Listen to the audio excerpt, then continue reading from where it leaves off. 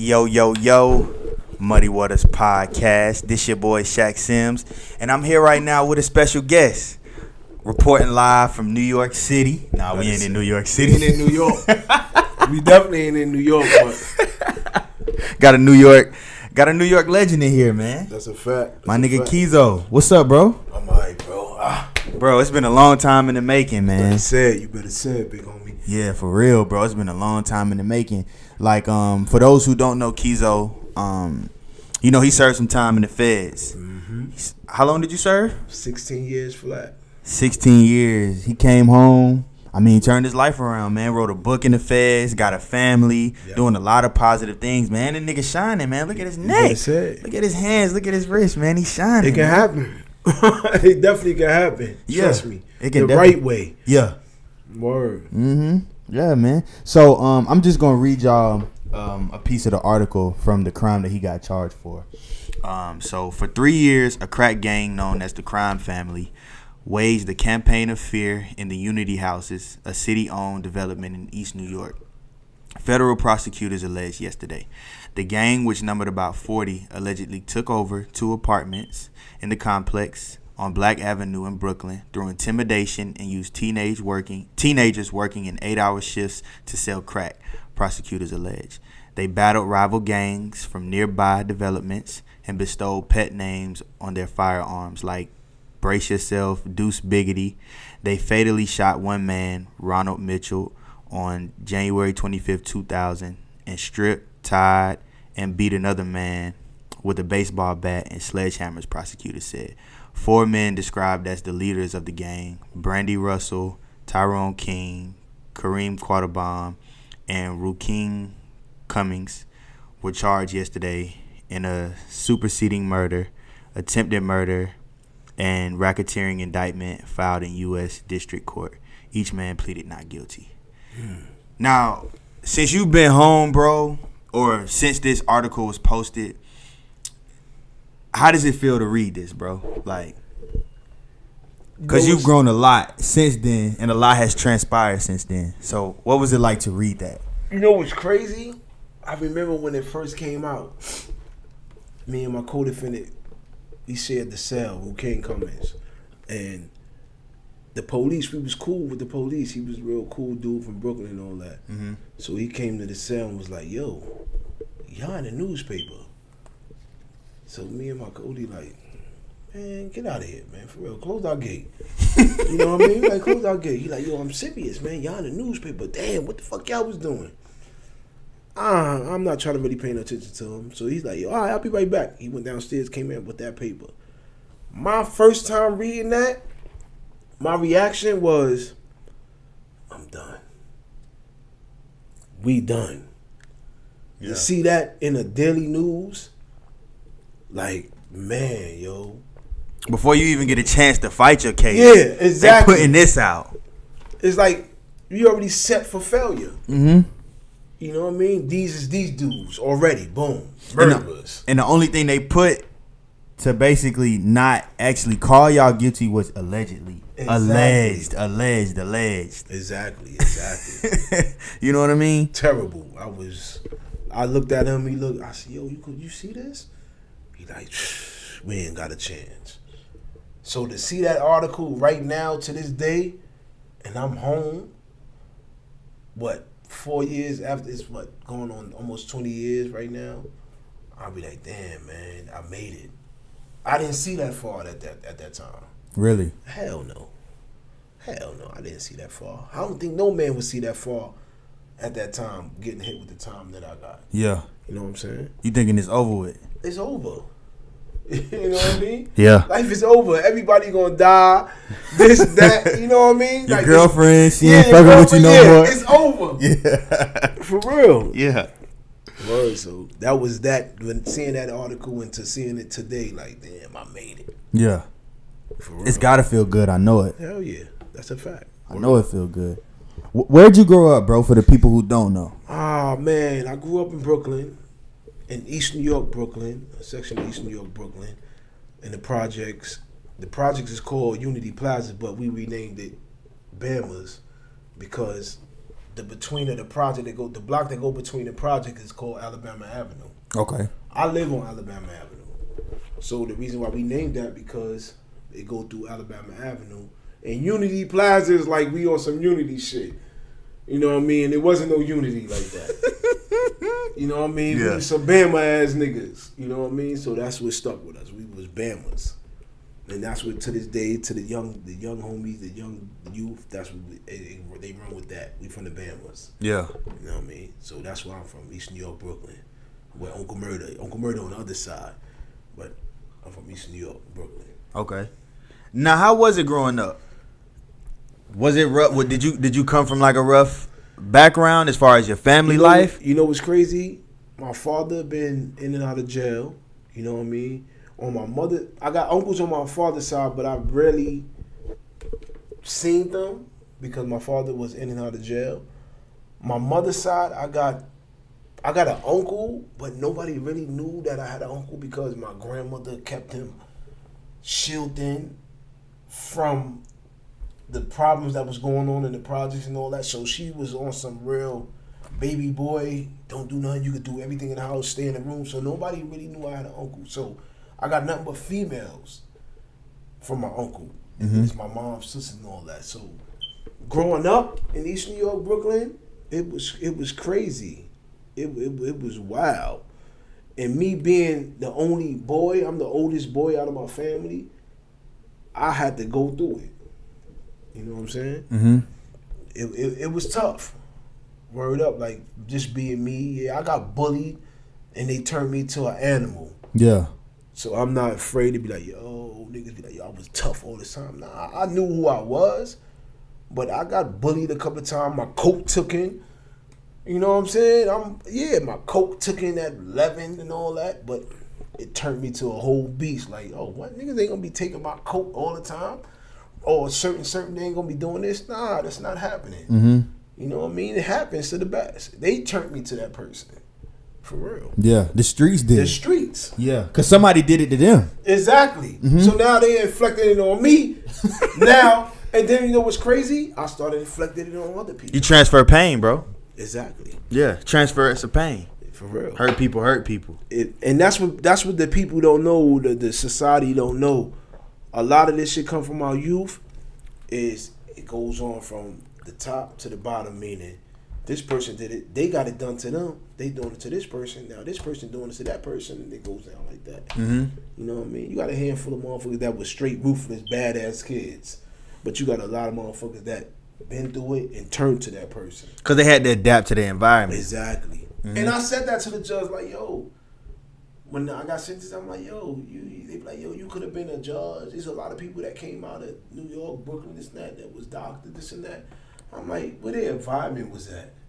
So you wanted motherfucker to just be a sucker and get bullied and taken and this and that, and yeah, I'm going to school, this and that. Nah, a real person gonna get tired of it.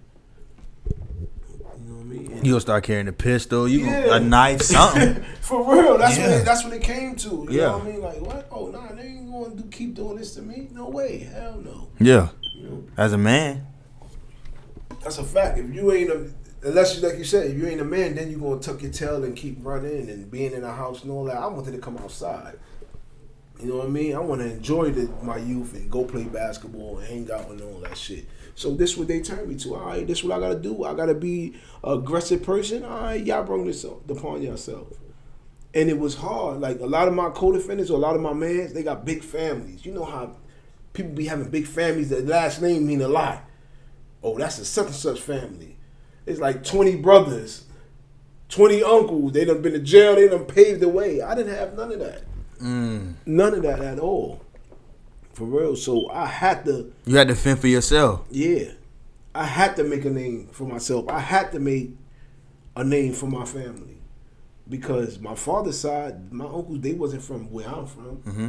They ain't come around when motherfuckers fuck with me and all that. Then, like I said, I had an uncle on my mother's side, but my grandmother, he wasn't no hood nigga. Nobody really knew. He stayed in his room and smoked weed. Word. He never came out. My grandmother fed him and all that. He never came out. When I started running the streets and I brought him out, motherfuckers like, yo, who him? Like, that's my uncle. And he a funny motherfucker because I used to go in the room and he'll tell jokes and all that shit. So you introduced him to this, and you his fucking nephew. I introduced him. That's yeah, wild. you know my nephew, Kezo. Yeah, you know my nephew. Yeah, name ringing bells. Exactly. I introduced him to the town because his ass was in that room all that time when I was a kid. That's crazy. Yeah. Yeah. So how did you get the name Kezo? We all, like, I got a lot of friends that it started with the initials of your name or their first, you know what I mean, your name and all that shit. So we had Dizos. His name, my man's name was Dalu, and then we had the Pizzo. His name was Precious. So it was some Zo shit that was going around. It was an old nigga. His name was Mizo. And my project, it just went on with it. Everybody's with the Zos and all that. So, you know, that's why I picked that name up. Like, oh, my name Kareem. All right, I'm going to go with Kezo. Yeah. And it stuck with me. You know what I'm saying?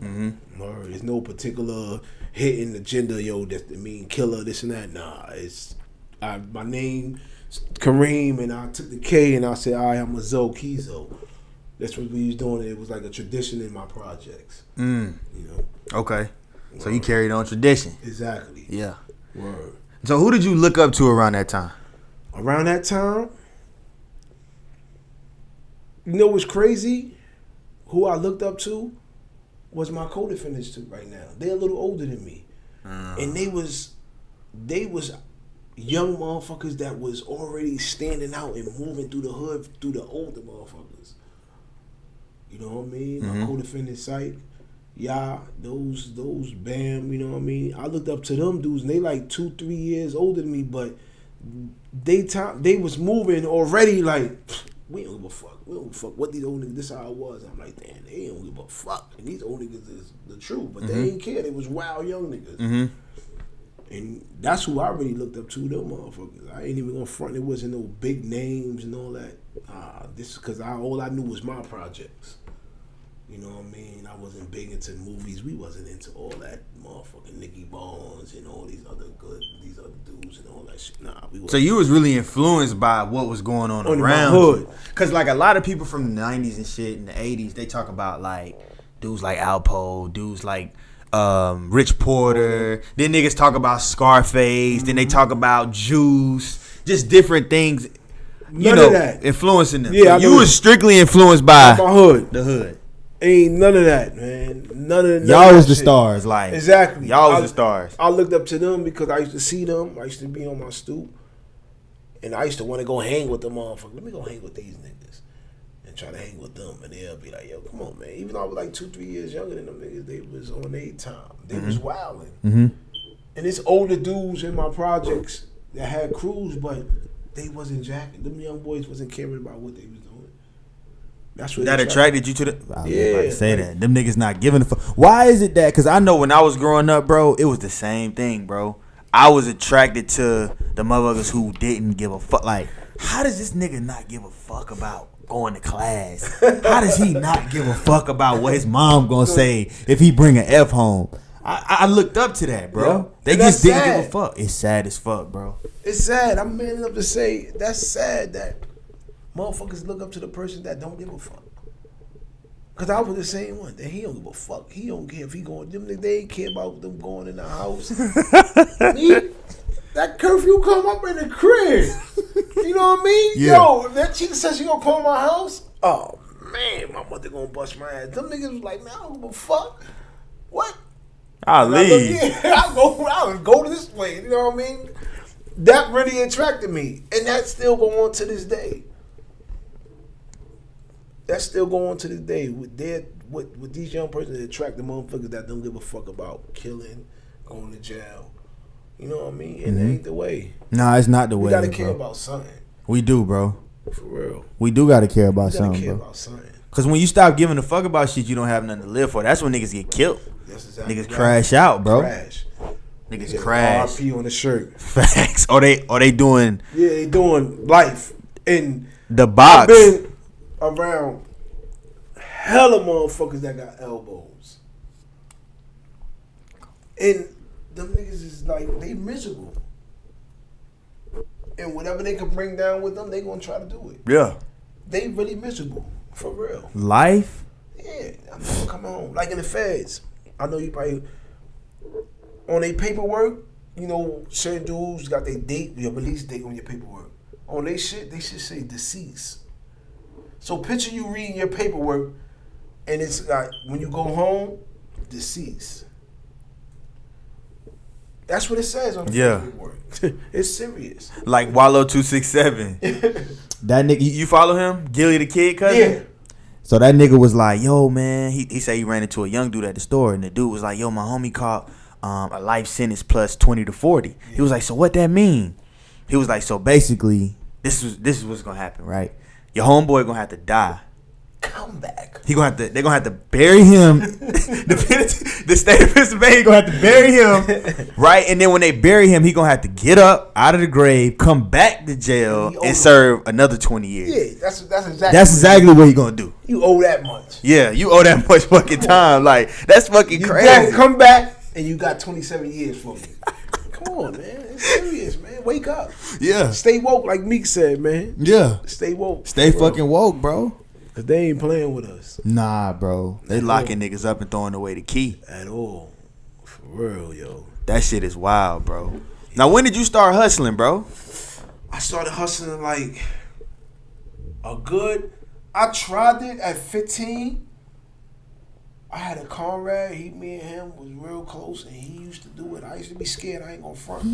What was you scared of? I don't know how this was scared. Was you scared of the crackhead? Yeah, like damn, man, these motherfuckers to do anything for that crack, homie. Yeah. So my man, he was younger than me, but he had crazy heart.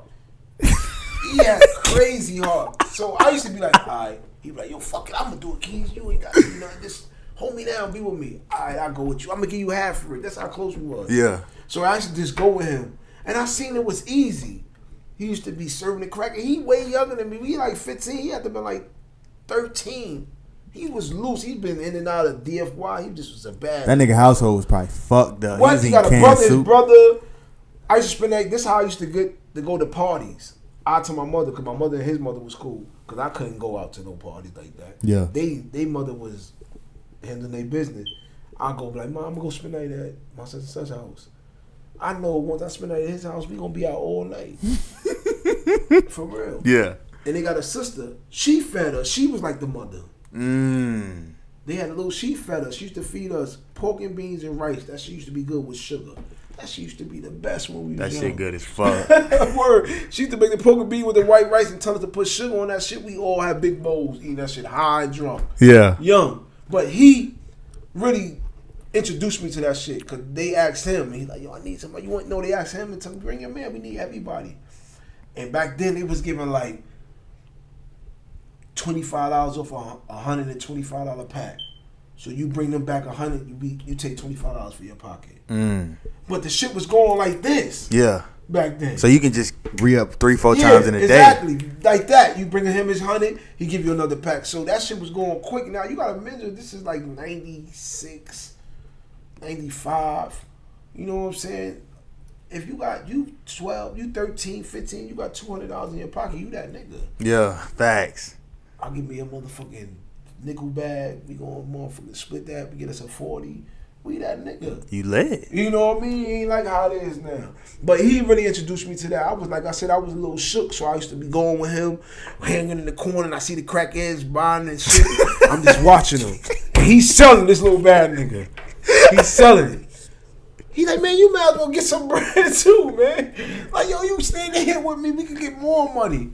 And I tried it, and it was easy. Yeah.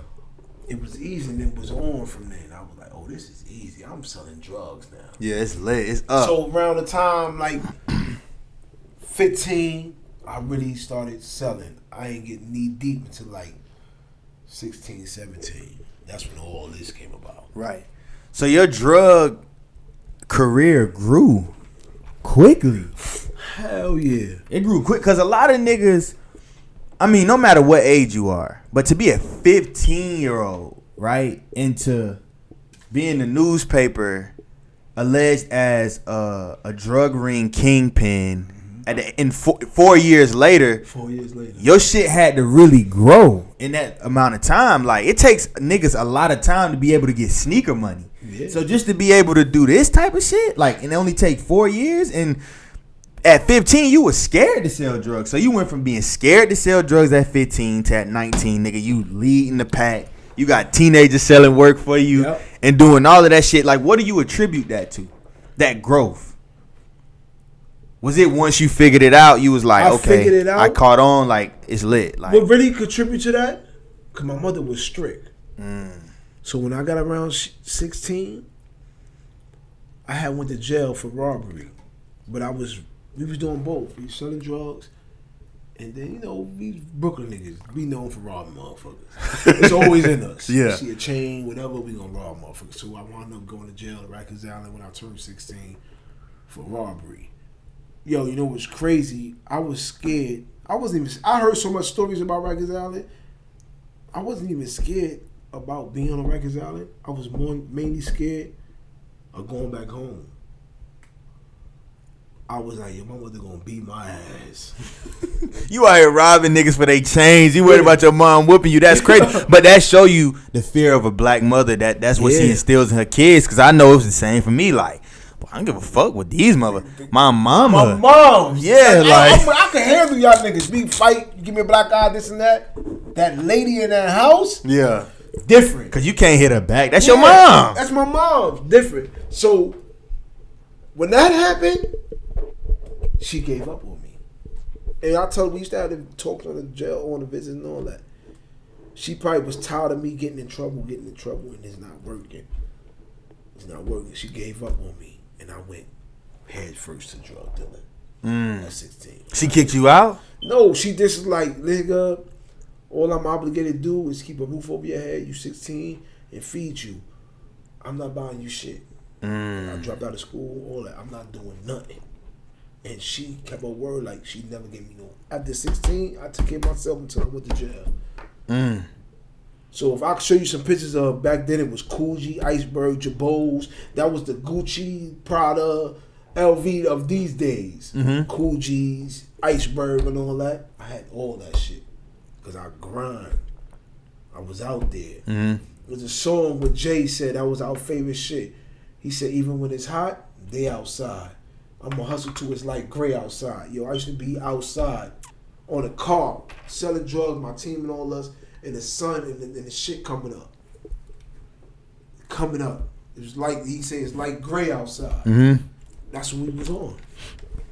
Now, what you hustling at this time, right? 16, 17 years old. You buying whatever you want to buy. What do you see for yourself a year down the line, 2 years down the line? Or is this all that you seeing for yourself? Me selling crack, buying this Coogee, fucking these bitches, getting lit. I mean, is that all you seeing for yourself, or do you see something else? Like, maybe I could possibly get back in school and go to college, or maybe I could buy a car dealership or anything. Keep it a band. All I knew was drugs. All I knew was the hood. Shaq, on some real shit, I think a lot niggas don't see that far. Niggas living for the moment. Yeah. They don't see that far. I didn't see that far at all. What? Business? Do what? School? Nah. I'm eating right now. Yeah. I got a knot in my pocket. I'm fresh. I got chains. All the bitches in the hood want me. Even if I go out, I'm that nigga with this crew. How we eating. Yeah. You know what I'm saying? So it was never thinking about, oh, I got a plan to get out this and that. Nah. It was for the moment. That's it. Yeah. It was just for the moment. Wow. Would you say you were hustling for the money, or were you hustling for the shine and the reputation? I did it for both. Okay. Because of course you want them. Of course you want to be able to buy these things. You know what I'm saying? But I'm saying, like, what weighed more on you? Was it the shine and the reputation, like being in the hood, having people know your name, people knowing you, or was it the fact that I can buy whatever I want and I can do whatever the fuck I want to do? I'm man enough to say, because motherfuckers gonna say, yeah, I was working for them. I was doing it. The shine, the attention was wonderful. Yeah. When you get that type of attention, that shine, it was wonderful. It was bitches that was turning me down in junior high school. No lie. Yeah. Now I was playing them, smashing them, and getting rid of them. Because I remember when I was in junior high school, all I do was robbing niggas for Nintendo games and all that shit. I wasn't getting no money. All I wanted to be was worried about is getting high. Let's get some weed, homie. I'm gonna rob this nigga. We gonna go together and get us a month. We gonna put 250, get a $5 nickel bag, get us a 40. We in the building just having fun. You know what I mean? I wasn't worried about how I look. Nah. And bitch used to destroy me. Like, I try to bag a bitch up, get the fuck out of here. Yo, when I start getting bread, it was up. It was over, man. Did you fucked so many what? Man, I was a superstar in my hood. Right. I was a superstar in certain parts of Brooklyn. We go somewhere and it was on. Yo, y'all what? Y'all and that crime fam name that we had, that shit stuck out because we didn't give a fuck. We was bringing it. Yeah. And this is facts. Niggas know, you know what I mean? We was bringing the noise to anybody. What? We crime fam. This is what we is. Mm-hmm. Word. Now, who came up with the name Crime Family? Yo, it's crazy. You know what I mean? Like I said, I'm young. They been had the name as a crew with them. But it wasn't big how we, as time went on. That was their little crew. My man, Ya, Psych, my man, Killer, Kezo, Scar. But it come from my man, Scar and Kezo. They from Gowanus, but they moved to the Bamaz. That was their little thing, Crime Family. So they related to my man Ya. So when they moved to our projects, it wasn't big enough in Gowanus. It was this little crew, like little 3-4 like Crime Family. You know, everybody want to be Gambino Crime Family. That's where that come from. Mm-hmm. Oh, you know what I mean? okay. You do your history. Yeah. That Crime Family name come from the mafia shit. Yeah. Gambino Crime Family. You know what I'm saying? Those shit, the Luciano Crime Family. Because it was crazy when we got sentenced or when we got in front of the judge. They so used to prosecuting all these mafia niggas. They like, he said to us, yo, why did y'all pick, you know we hate that name. Why did y'all pick Crime Family? For real, that's what he said to us. Yeah. Like, yo, why did y'all pick Crime Family? All that Crime Family shit come from the mafia shit. Gambino, the Bonavino Crime Family, Luciano Crime Family, all it comes to Crime Family. And we just said, all right, them niggas took it, brought it to our hood. That was their little 5-man, 6-man rotation before I got a part of it. You know what I mean? And then it stuck. That was them, Crime Family. Yeah. Word CF. For real. Now, what was your role in the Crime Family? Like, what did you bring to it that was different? Because I'd imagine every person that was a part of the crew helped elevate it to a different plateau. Help get their name out there. Help y'all build y'all bread up and get y'all. You know what I mean? Like what role did you play in that? I'm gonna say we all had charisma and we all played a certain position. Me personally, I always was calm, cool, and collect. You know what I mean? And a lot of motherfuckers probably peeped that with me. I wasn't. I hate motherfuckers that's loud. I'm cool. I'm gonna play it like, yo, whatever, like a quiet riot. That's what I call myself, quiet riot. So I brought that to them, and a lot of motherfuckers probably peeped that, like, damn, son, quiet, but Key's gonna go. You know what I mean? I wasn't quiet where I'm not boisterous. I'm just humble. My voice gonna be heard, but I'm just humble with everything. That's what I think I brought to them, like the real quiet, you know what I mean, thinker type shit. You know what I'm saying? Word. Now, at this time, what's the most paper you working with? At this time, shit, I came up to like 50 bands. Close to 100, about 50 bands. Yeah. And that's a lot back then. Hell yeah, that's like 100,000 now. Yeah. 50,000, bro. Back then in the 90s. Bro, gas was probably like what? 50 cents a gallon, Yeah. 60, like a $1 a gallon or some shit. That's a fact. So I say, and you know what saved me? I'm gonna tell you the story. Like, this how I really got when my co-defendant really started fucking with me. Cause like you said, like I said, I'm 3 years younger than them. So I started off hustling for somebody. My co-defendant, one of them. I started off hustling for them. So I'm hustling for them. And I had one of my best friends, he used to hustle with me. But he was splurging on bitches. You know what I mean? We was getting money. We was getting a little paper. He was splurging. I'll go with him. He got all the bitches around him. I'm like, damn, man. But I'm gonna indulge with it, but I'm not spending on these bitches. He was fronting. You want Chinese food? Let's go get this. Go get 2 dimes. Dimes was a lot back then. You getting a dime on me? I be usually getting nickels. Even when you up, you get nickelbacks. You know what I mean? You get 2 dimes, dog. Like dimes was nice back then. Yeah. 2 dimes. Damn, we got little bitches. They all around me. Me. So I got like $10. That's it. Cause I had a vision. Like, yo, I'm not gonna be selling for somebody all my life. Yeah. I always been like that. I'm not gonna be doing that. So I bought 1 pair of Jordans. Bought a pair of Jordans, but I was saving, throwing the bread in. This is no lie. I'm dry. If I'm lying, I'm done. I'm saving. Boom, boom, boom. So my co-defendant used to go uptown and re-up. I goes with him one day. And back then, a 60 deuce was you the man. 62 grams. Yeah. But people, they gonna be like, damn, this nigga the truth. 60 deuce was you the man. You got a 6 deuce. That shit was running about like 12, 1100. Like, that's money back then. Is this 62 grams of crack or cocaine? A crack. Okay. Cause you know, mama, it's a difference. You know, it's a difference. Exactly. Yeah, it's a difference. The price points is different. It was 62 grams of crack. Yeah. So all I do is have to bag. That's it. I could bring back 2,500 or something, 3,000. Easy if I bag it up right. Yeah. Cause the what's name is illusionary. The crack vials or the 1212 loans is illusionary. You just put a little rock and you're like, oh, I got a big rock. You know what I mean? So my Cody that I was hustling for, he used to let us go to see, you know, he's showing us the ropes. He's like, oh, take y'all with me uptown. So I go with him uptown one time. And this when it all turned around for me. I go up.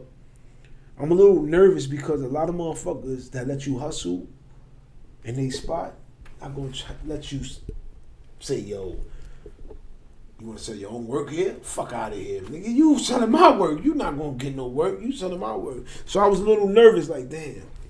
But he don't know I saved up close to $1,200. And I'm 16. I saved up to $1,200. I said, fuck that. I'm going to ask this nigga, can I buy my own shit? You know what I mean? So we get up there. He count his money out to get his little work and all that shit for me to hustle. So I'm like, yo, man, what you think if somebody wanted, you know, because this his spot. He went to war with people and all that shit. Yeah. This his shit. Yeah. He just hustling there. He needed some workers. Yeah. I'm like, yo, what you think? You know what I mean? And he was like, what? And I respect him, man. That's my Cody band, man. I was hustling for him.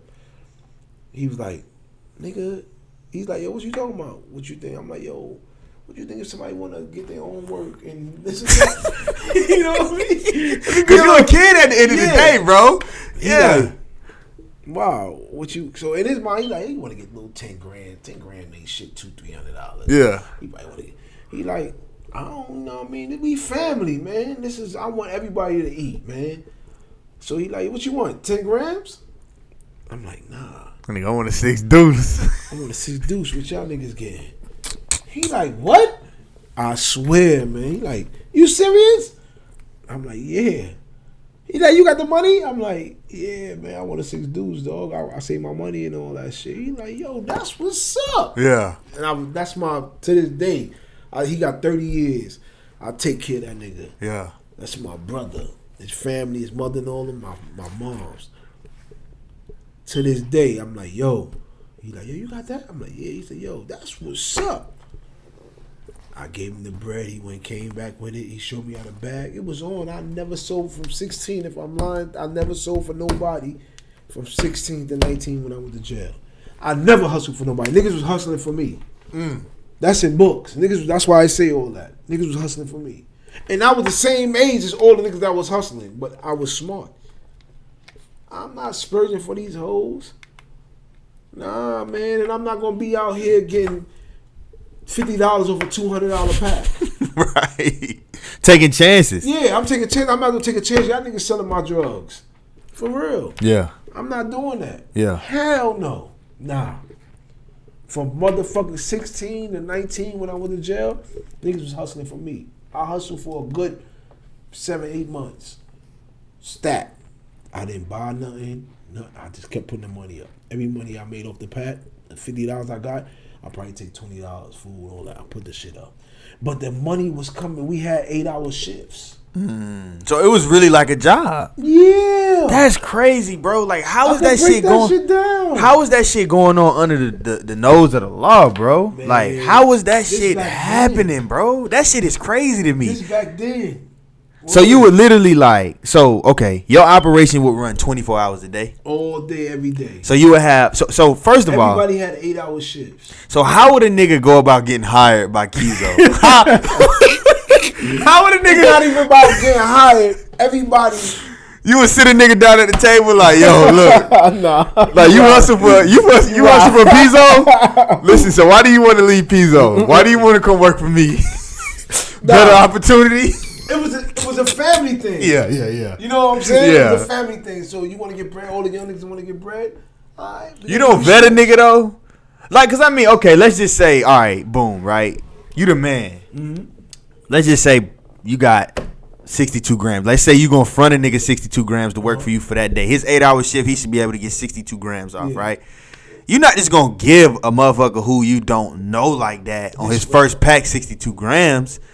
Are you like, okay, I'm going to give you a couple grams, let you see how you work, see if you run off with the pack, see if you bring all the money back? Or is it just like, fuck it. If you run off with my shit, I'm going to shoot you or something going to happen to you? Let me break it down. It don't work like that. Okay. Where a motherfucker giving 62 grams. Everything's in New York is called bombs. So I'm bagging my workout. Okay. I'm giving you a package.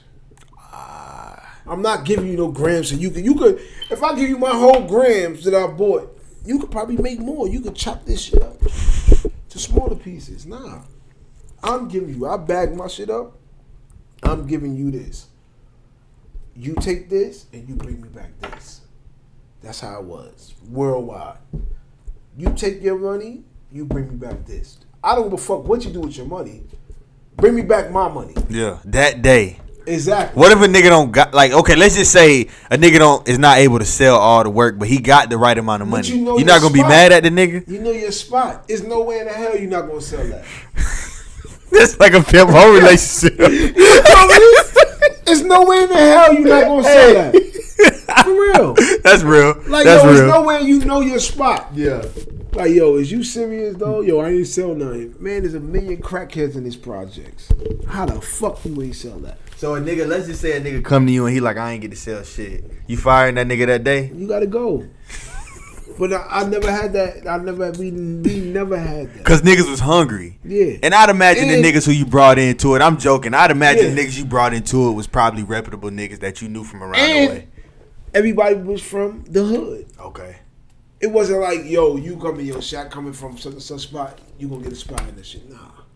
That's why we called ourselves Crime Family. It was a family thing. It was everybody from the hood. All the youngins that wanted to eat. Yeah.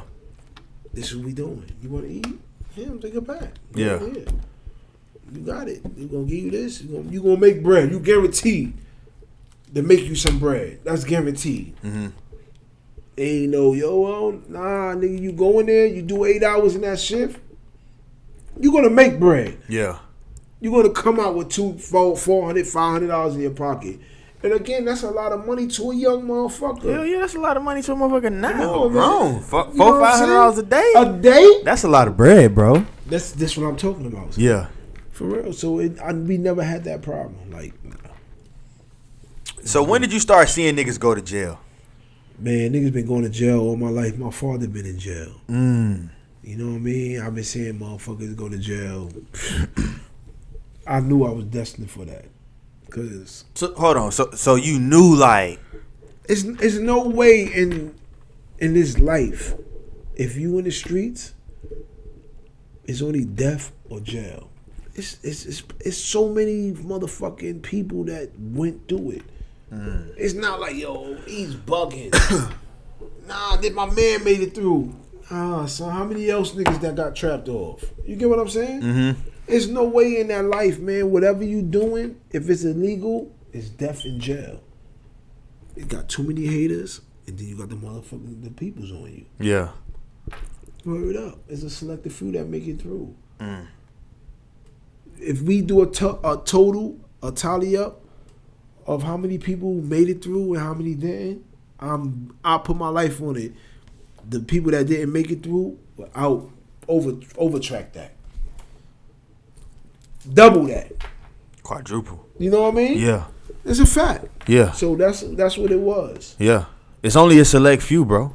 It's always only a select few, bro. Like, you know, not to compare shit that I went through to any of the shit that you did, but you know, I went through something. Yeah, out of all of the shit that I did, you know, in my teenage years, hanging with the niggas that I hung with. Yeah. Out of my circle of friends, my crew of niggas that I hung with, I'm the only nigga that came out without a felony. See? On my record to this, and I caught a felony when I was 16, but you know, it's expunged. But you know what I mean? Like, I'm the only one. Everybody else got face tats, never had a job, don't have nothing going on for real. You know, a couple niggas doing good, you know, as far as like hustling in the streets and doing different things, but nobody really got no real motion going on. You know what I mean? Like, everybody trying to figure it out. And some niggas, well, I ain't gonna say everybody, some niggas is trying to figure it out, and some niggas is just doing whatever. You know what I'm saying? And some of them niggas is just in the way. They ain't doing shit, man. But it's crazy though, man. Like you said, cause shit, it was probably like 25, 26. No, hell no, it's more than that. Like 40 of us. Everybody else in jail or dead. See, that's what I'm saying. Or dead in the streets. That's what they don't get. Yeah. You could be dead in the streets. Yeah. Facts, bro. Niggas is dead in the streets, bro. Yeah. Like, ain't got nothing going on. You like, could definitely be dead in the streets. That's what they don't get. At all. Niggas look 45 years old. Niggas is 27. Like, it's shit crazy. You dead in the streets, nigga. You dead, bro. Word. Ain't got no motion. Like, nothing. At all. No job, nothing. Word. It should be different, man. Yeah. For real, man. Yeah.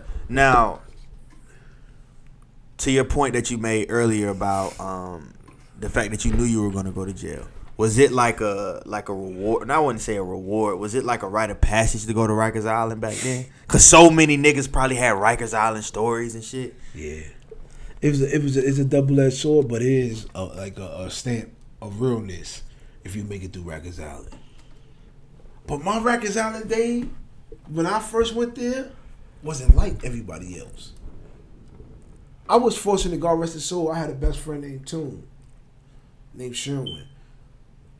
He went to jail, and it's sad, him and my other man that went to jail before me, Too Real, they both dead. My childhood friends, best friends. We all used to be in each other's crib, all that. Anyway, my man Toon, he went to jail with my man Syke and Too Real before me, like a good 3 months before we got to jail. So when he went to jail in 96, the beginning, he became blood. In jail? In jail. Okay. He came home non-trade. You know what I mean? Him, my man Too Real, they came home bloods. These my best friends. So he had went to jail for something that I did. I had robbed a motherfucker for an Averex coat. They locked them up for it. He kept it real, boom. He went to jail. He came home and all that shit. Was he mad at you? Like, motherfucker, I went to jail for you, nigga. Knew what we was doing. Yeah. They got caught up. They word up. Sad. They got caught up. They was there. We was all in a group. I seen, you know what I mean, leather coats back in the days, especially Averex in Brooklyn and all that shit. Yeah. 8-ball coats and all that shit back then was the shit. If you had one of those, and we was taking those shits. Oh, he got an Averex coat on. You know what that coat cost? $500. Let me take that shit over. Me don't deserve that. And me and my man took the coat. The next day, the police around the project looking for him. They just said, "Fuck that, pick a black nigga from the project," and they wound up locking them niggas up for that shit. Just so happened they was there. But they was outside, so the kid probably was like, he was in the truck. They was there. Booked them. Them niggas go to Rikers Island. Long story short, they become bloods. We really ain't like that shit in our hood because they was doing the cut-ins back then. You know, you probably see the documentary. They was cutting innocent people. So in our hood, we wasn't jacking that shit. So to see my best friends and them, they go to jail. You know what I mean? They come home. We come home blood. Fuck. he got the red flag on red. I'm like, what the fuck you this? He like, yeah, I'm 16. Nigga, what the fuck? So boom, me and him wound up going to the fast forwarded. He out on bail on. He out on. He still got. They gave him the R&R, so they let him go. He got to go to court. Me and him at a high school that's in our projects. Our projects right here is a high school there, so that's like our school because everybody in the projects hang right here in this high school, Thomas Jefferson High School. So we all hang there. That's our school. Any nigga come from anywhere, we getting them. So we in front of the school and we wound up robbing a nigga for a chain. Me and him. So I tell him after we rob him, we go to his house, we pawn the chain, we split the money and all that shit. So I tell him, God rest his soul, I'm like, yo, don't go up to the school, man. They gonna be looking for us, man. Don't go up to that school for like 2 weeks, man. Let it die down. Oh yeah, I got you. I ain't gonna go there. He being a dummy. He went to the school the next day. The detectives was out there waiting. They locks him up again. Yeah, cause he just gotta. Now he's fucked. Yeah. So now they looking for me, hard body. They come to my crib and lock me up like 10 o'clock at night. Books me. He in the precinct, we together. Damn, man, I told you don't go there. Nah, I'm in this motherfucker. Yeah, now I'm here with you. He already been in Rikers Island. I've never been in Rikers Island. I done heard the story. They bust a nigga face down, $150, this and that. Niggas come on with it's real. You done heard motherfucking worldwide know about it, especially in the 90s. Yeah. And the gang shit that start coming, it's serious. Only the strong survive. So you kind of nervous. I'm nervous. Were you like shaking nervous? Man, I was nervous Thursday, but I had him with me. You said you was nervous.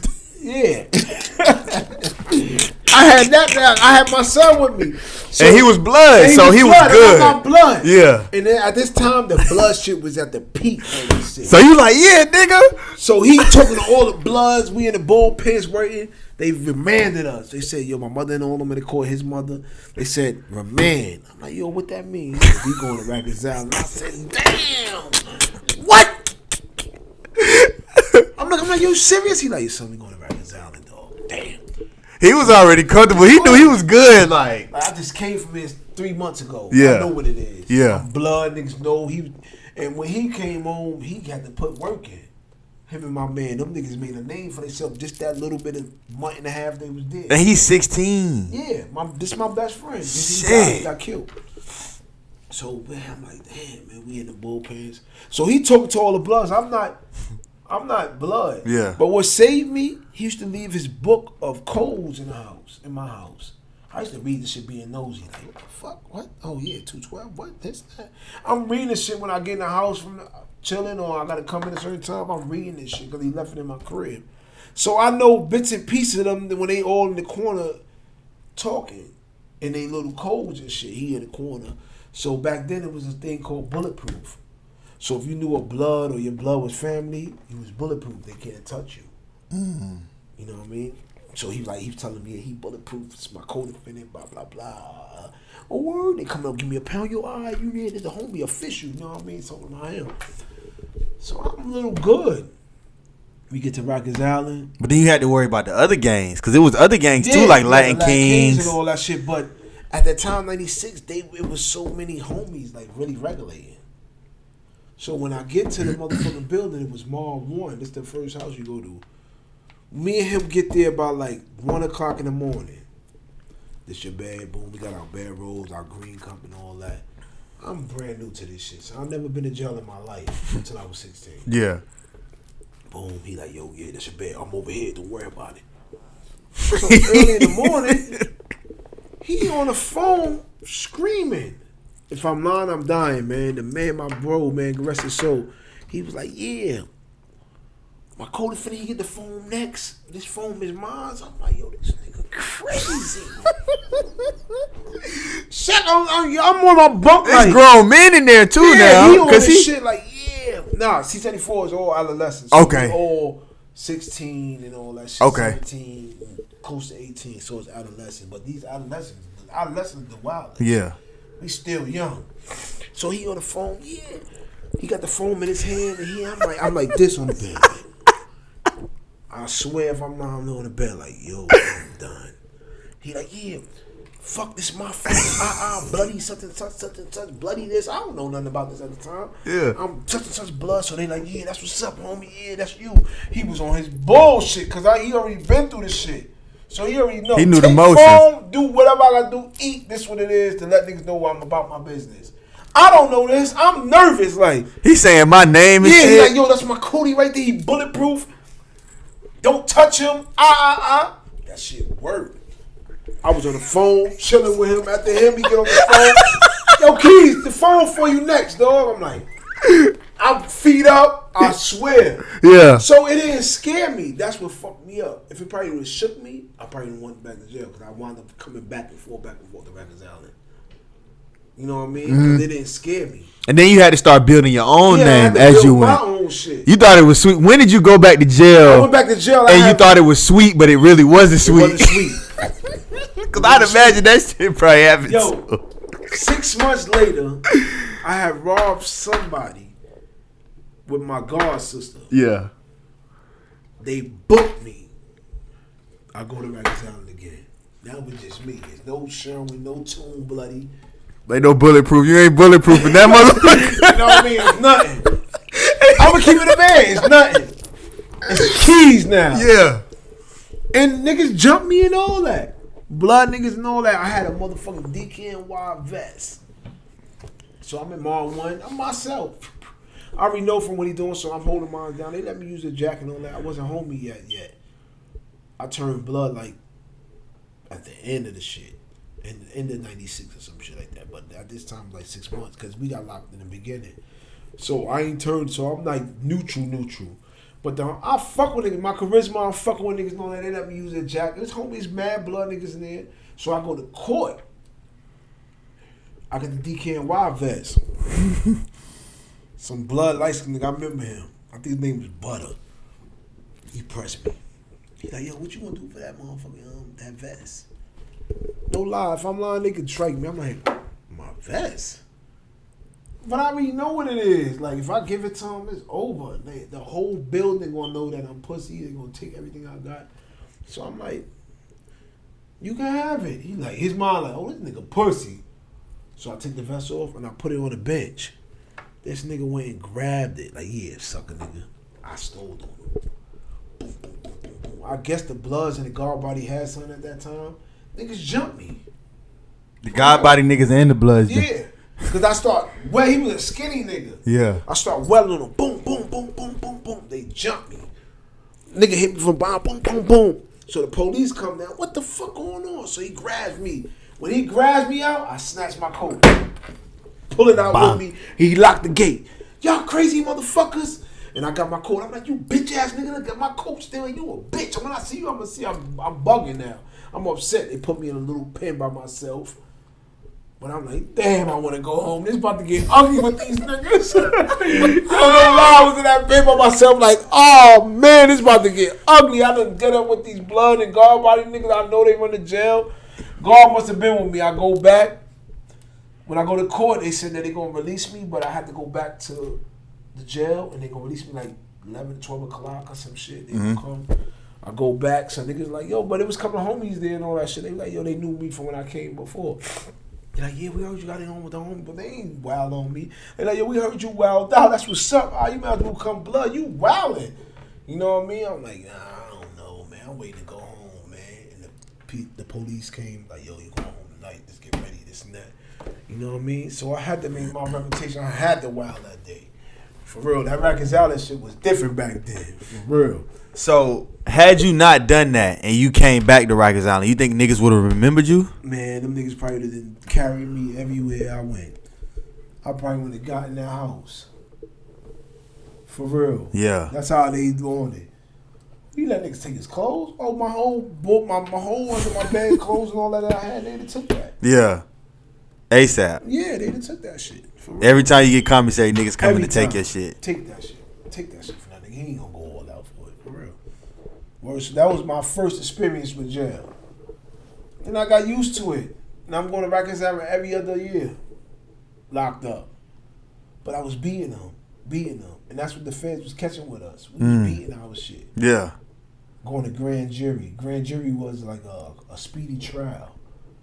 I got locked up for a fucking drive-by. I with the grand jury. I wasn't me. I don't know what y'all talking about. And they believed me. Word. Got caught for shit like that. You know what I mean? It built up when the feds was like, yo, they doing too much. You see that article? They doing too much. Get them young niggas off the street. Yeah. Because I ain't even read the whole thing. Yeah, get them niggas off the street. Yeah. Y'all had a lot of motion going on, bro. Yeah, that's a fact. Nobody can't say nothing in Eastern New York about what we did. Yeah. We put on. You get a lot of love in your hood, bro. For real. Facts. Now, talk about this case. Like, what happened with this case, bro? You know what I'm saying? Like, I know it's certain things you probably don't want to talk about or whatever, but talk about catching this case. What really fucked this case up? What I learned, they don't really give a fuck about you selling drugs. But when the violence come, they gonna get you. You know what I'm saying? Mm-hmm. In New York, they don't really give a fuck about what they doing, because this is what it is. People selling drugs, boom, boom, that. But once you mix that violence with that drugs, they on you. And that's what happened. We was having shootouts in the projects. We was shooting out with everybody. The murders was dropping. Boom. Nigga getting killed. This getting there. Our names coming in. Store, like murders, really murders. And that's what brought the heat on us. If we were just selling drugs, these people probably would never fuck with us. For real. Yeah. So that's how that case is, like, we brung it upon ourselves when we brung the drugs, when we brung the violence to it. And I got an older co-defendant, you know what I mean? He always used to tell us that. Y'all doing too much. Let's get money. We eating. Yeah, it's always one, though. You know what I mean? It's always one in the crew. And I keep it a band with him. Me and him, we don't fuck with each other too much because a lot of shit going on. But he always should tell us, get money. He way older than us. He was about, at the time, he was about like 35. You know what I mean? 36. Back then? Back then. He about like 50 right now. He got life. Because they already thinking that he was manipulating us. But he was the one telling us. He introduced like, this how we get money. Y'all niggas got potential. Motherfuckers are scared of y'all. So niggas scared of y'all? You ain't got to put in work. But we was just any little thing. I don't give a fuck if it's one of the bros, little brothers, and they getting into it, we bringing ruckus. For real. Yeah. That's what happened. Yeah. Any little disrespect. If we tell you don't sell in this motherfucking project and you even did it, we coming at you full force. Now, what were you doing to niggas in situations like that? Were you smacking niggas up? Were you shooting at niggas? Like, what were y'all doing? Allegedly. We allegedly beat niggas up because some of the projects. We strip niggas. Strip niggas, you see it. Yo, let me tell you how when it all really started. My co-defendant that really, I guess he watched too much of New Jack City. He come home from jail and he's like, yo, we taking over the projects. We mad young. I'm like, how the fuck we taking the project? Such and such and them old niggas been had these projects for years. How the fuck we doing that? Yeah. In my head, I didn't voice that out. I'm just saying, let me see what he talking about. He like, yo, we going around. We tell niggas they can't sell drugs here no more if they ain't with us. How old were y'all? Dog, the range was fucking from 13 to fucking, them niggas is 3 years older than me. I'm 16. They probably was like 18 or 17. That was the range. Nobody was over 20, dog. So this nigga at 17 is telling you we gonna take over.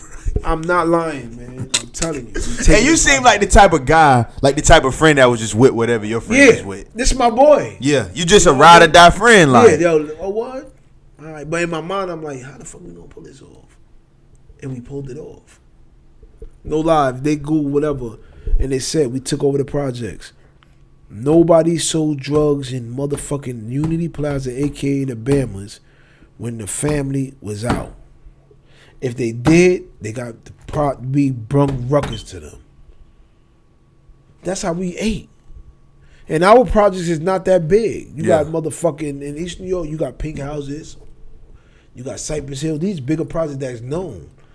The Bamaz is not that big. You got Pink Projects, Pink Houses, Linden Projects.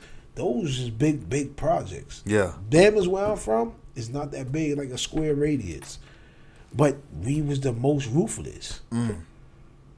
For real. You know what I mean? So when we took over, Yeah. It wasn't no games. Damn. That nigga said we're going to take over the project. We taking over the project. And how long did it take y'all to do that? A month. We walked around, no lie. Every day. Every day. Bats, hammers, pressing motherfuckers. You hustling? From old to niggas. A couple of niggas buck, and that's how we got our case.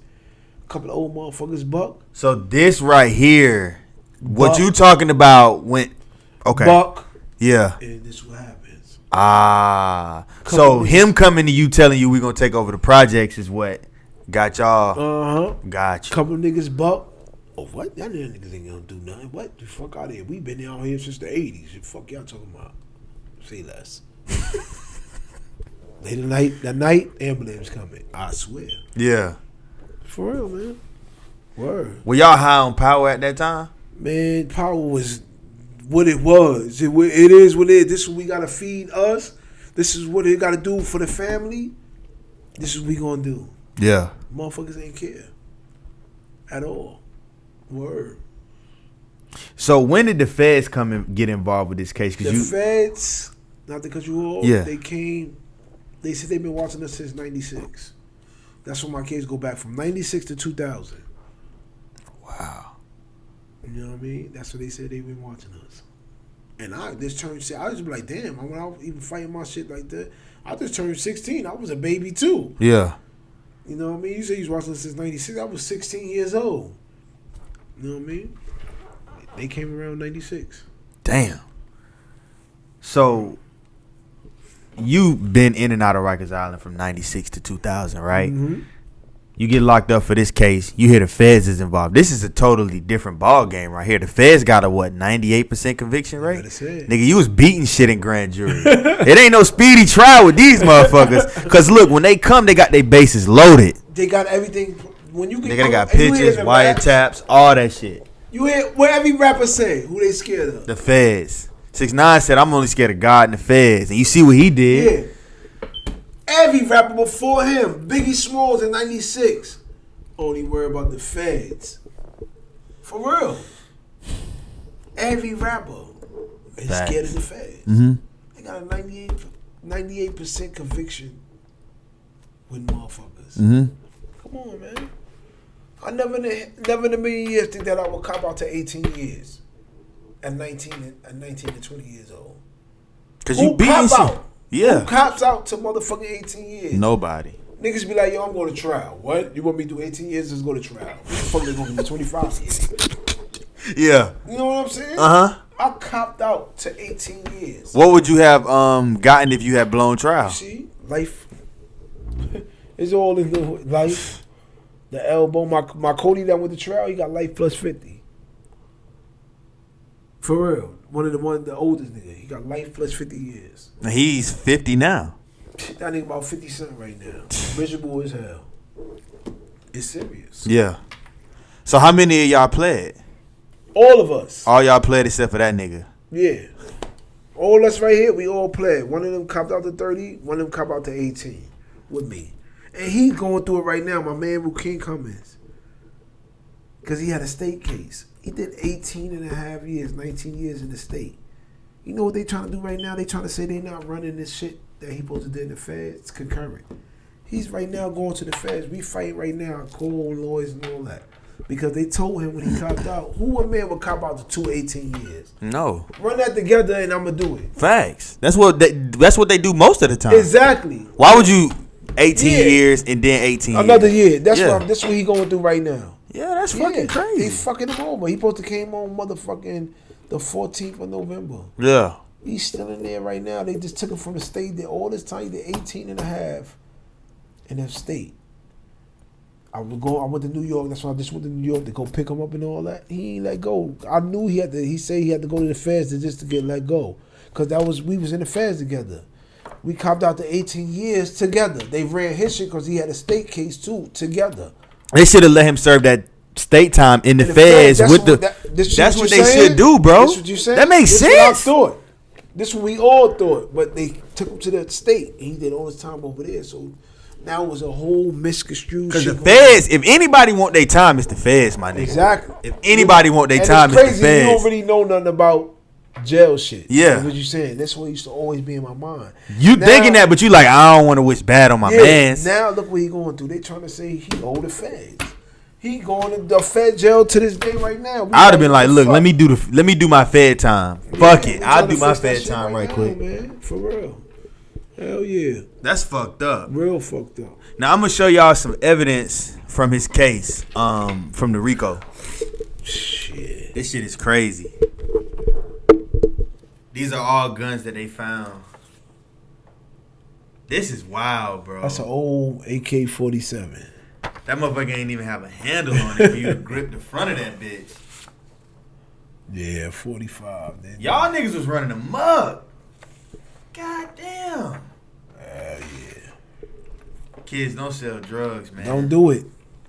I'm not glorifying this. Yeah, fact. We just showing you that this is what they do. It's evidence. They don't play no games. And only 4 people got locked up for this shit, by the way. Word. All these wasn't y'all guns. These was other motherfuckers' guns too. But that's so crazy. This our neighborhood. Hands of one, hands and all. Exactly. All, Majority was ours, but it's some of them like, what the fuck? But it's just the neighborhood. Okay, y'all ran the neighborhood. Whoever got locked up with a gun, that's y'all gun. You know what I'm saying? Mm-hmm. For real, man. Because they looking at y'all as the leaders. Exactly. That's 2 shotguns. Yeah. That's a sawed off. I never seen it. That's a sawed off, right? God damn. It's serious. And them gun cases in New York is real, bro. You doing a year off top, you get caught with a gun in New York. Yeah. They like Lil Wayne ass up. You see, they don't give a fuck about who he is. You doing a year. God, this is a lot of my arm starting to hurt, dog. This is crazy, bro. Yeah, man, it's shit different. Look, back in the days, we couldn't flip how they got it now. We had to tape our shit. We had to tape all that shit. This a 100-round clip. Yeah. That's a real banana clip. We had to tape all that shit, man. Look, man, shit's serious. That shit like a high point. Yeah. This a high point? Yep, that's a fact. A little 9. That wasn't your shit. You wasn't busting no high point out. That little 9 right there. Look at that old shit right there. Y'all niggas ain't discriminating, ain't it? Nah, man. We ain't play, you know what I mean? But a lot of my niggas is paying for that shit to this day, man. Facts, bro. For real, they paying for that shit. And I paid for it. 16 years out of my life. Young. Niggas talk about it and rap about it. They can't say, man, we was doing it. This is wild, bro. This is a lot of fucking guns, my nigga. Yeah, man. So when you go to the feds, right? Are you rudely awakened by the environment, or is it more lax than Rikers Island? It's way lax. It's way lax. It's not that, you know what, in the Fed land, that's what motherfuckers don't get. In the state, it's more physical. In the feds, it's a thinker thing. If you're not a thinker, you're gonna crash over there. You're gonna crash, and they gonna send your ass to El Segundo, meaning, nigga, you from motherfucking South Carolina, they gonna send your ass somewhere to motherfucking Texas or motherfucking California. For real. That's what they do. Yeah. You know what I mean? Yeah. That's exactly what they do. They don't play. It's a thinking shit. So Yeah. if you're not a thinker, you're gonna drown. You're gonna drown in that shit. You're gonna be the tough guy, not a thinker. And that's what I learned in that shit. I became a thinker in that shit. Hard. Yeah. Way much more than what I was. Yeah. I had to think for myself and others. Now that's real to say you think for other people, because most people don't even have that type of understanding. Like, I gotta think for you before I make a decision. Yeah. Because I know what this gonna turn out like. Yeah. But it's all about if you can handle what's to come next. Yep. Like, is niggas in there running the phones and taking niggas canteen, or is it different? Because everybody in there got money, I'd imagine. Because it's, like you said, it's a lot of motherfuckers that's wealthy in that shit. You know what I'm saying? And you can't take no phone when you only get 15 minutes on the phone. And then you gotta wait an hour to use the phone next. That's how it is in the feds. What? Yeah. If I call you, I gotta wait an hour to use the phone. Some spots 30 minutes. So how I'm gonna take the phone? And then if I take your phone, it's a voice recognition on there. You know what I'm saying? So that eliminated all that reconciling, taking the phone, all that shit. That eliminated all that. That shit was dead. That's dead. So no nigga could be like, if he be like, yo, nigga, come on your pocket. I was running the phones in the Fed. That's a lie. You wasn't running no phones. In the Feds, yeah. Nah, nigga. Get out of here. Right. You wasn't running no phones. Yeah. You had to call somebody in 15 minutes or 30 minutes later. How you running the phone? Yeah. Somebody else got to get on that phone until your time come up. You know what I mean? So nah, it was more of a, it wasn't aggressive shit. It was a thinking game, and these motherfuckers playing for keeps in the Feds. Yeah, niggas cut niggas in the state and all that shit. No, niggas is stabbing motherfuckers and they trying to finish you. So niggas is trying to really end you in the Feds. Niggas trying to finish you, for real. That's what it was. And it wasn't. My man, not to say his name, he cut a couple of niggas. They was like we was in the spot. He wound up cutting a nigga. He a Rackete's Island baby nigga. He wound up cut a nigga. Yeah, he cut a nigga. Nigga like, oh shit, ain't playing. But nigga like, he ain't finished that nigga. He just cut that nigga. So you can bond up, bump into him. Even though they might, you know what I'm saying? He ain't finished that nigga. You know? That's how it is over there. Yeah. And then with the Feds, you meeting niggas from all different types of places. So your name in New York, I mean, of course you got a rep. You probably locked up with one or two niggas that's from New York that might know about you. But really, you might be with a nigga from Texas. Them niggas don't give a fuck about none of that shit. That's the difference. And I used to tell my co-defendant that's in the States or my co-defendant that's in the States, I'm like, yo, y'all niggas is up north with everybody we know that heard about us. I'm over here. Nobody don't give a fuck about no crime fam or what hood, blood, whatever. They don't give a fuck who you is. Because there's so many more. This is what I learned in the Feds. This what Bamaz, because I ain't gonna front. When I first came to the Feds, I'm on my New York shit. We the baddest motherfuckers on the planet. Yeah. I come to find out, man, there's motherfucking gangsters all over the world. Niggas in Little Rock, Arkansas that'll bust your motherfucking head, nigga. That's why I say I had friends like that. Yeah. One of my closest friends was a motherfucking vice lord. We was in a penitentiary in where the fuck we was at? And where the fuck I was at? Terry Hub Penitentiary, Indiana. He was from Indiana. He was from Gary, Indiana. This young nigga my age, he had 3 licenses. He was motherfucking vice lord. This became my best friend. Like, yo, me and him was together every day. More than I used to be with the homies, I was with him. Me and him. More than he used to be with his crew, he was with me. You know what I mean? We just, real niggas record, we just built this bond. And we used to laugh and joke. You know what I mean? He was from Gary, Indiana. That's where Michael Jackson from. That's where Michael Jackson from. Yeah, the only other motherfucker from there is Freddie Gibbs. Yeah. Freddie Gibbs from there. I used to be going to him like, yo, man, there ain't no killers in Gary, man. You got Michael Jackson from the heat. Like, what? Nigga, look at my paperwork. This motherfucker, niggas respected this young nigga. He had so many murders under his belt. Man, he had the 5-point star on his eye. It was just my man. He could rap, all that. That's when I first seen your release date is deceased. Because in the Fed, you got to share your paperwork. Nigga, like, yo, we from a word. All right, here go my paperwork. That's your introduction to a motherfucker. And the motherfucker gonna open your shit up and look at it right in front. He gonna let you take this package to your room, but he wants your package too. Yeah. To see what's going on. Now, if a nigga got some fucked up paperwork, are you expected to hit that nigga on the spot as soon as you bring it back to him, or is you just like, fuck him, you a dub? He a dub, but 9 times out of 10, his crew gonna send him out of here. That's how it is. It's strict like that. Yeah. See, up north in the States and nigga state, motherfuckers gonna know who's who. Because you from the city. If you upstate New York and you from Brooklyn, Bronx, Queens, Manhattan, it's 1,000 motherfuckers from your neighborhood that's in jail. Mm-hmm. So the talk of the town is what you did or who you be. They don't ask for paperwork in there. They already know your feds, jacket. Yeah, in the Feds, I'm like you said, I'm all over the fucking world. Who the fuck knows me? I'm from Brooklyn and I'm way out in Indiana. I'm way out in Oklahoma. Who the fuck knows me? So you gotta show this if I'm gonna be a friend or we this and that. Mm-hmm. That's how it is. But my closest friend was a fucking vice lord. He had 3 licenses. I couldn't believe it. My age. For real. It was serious. Right.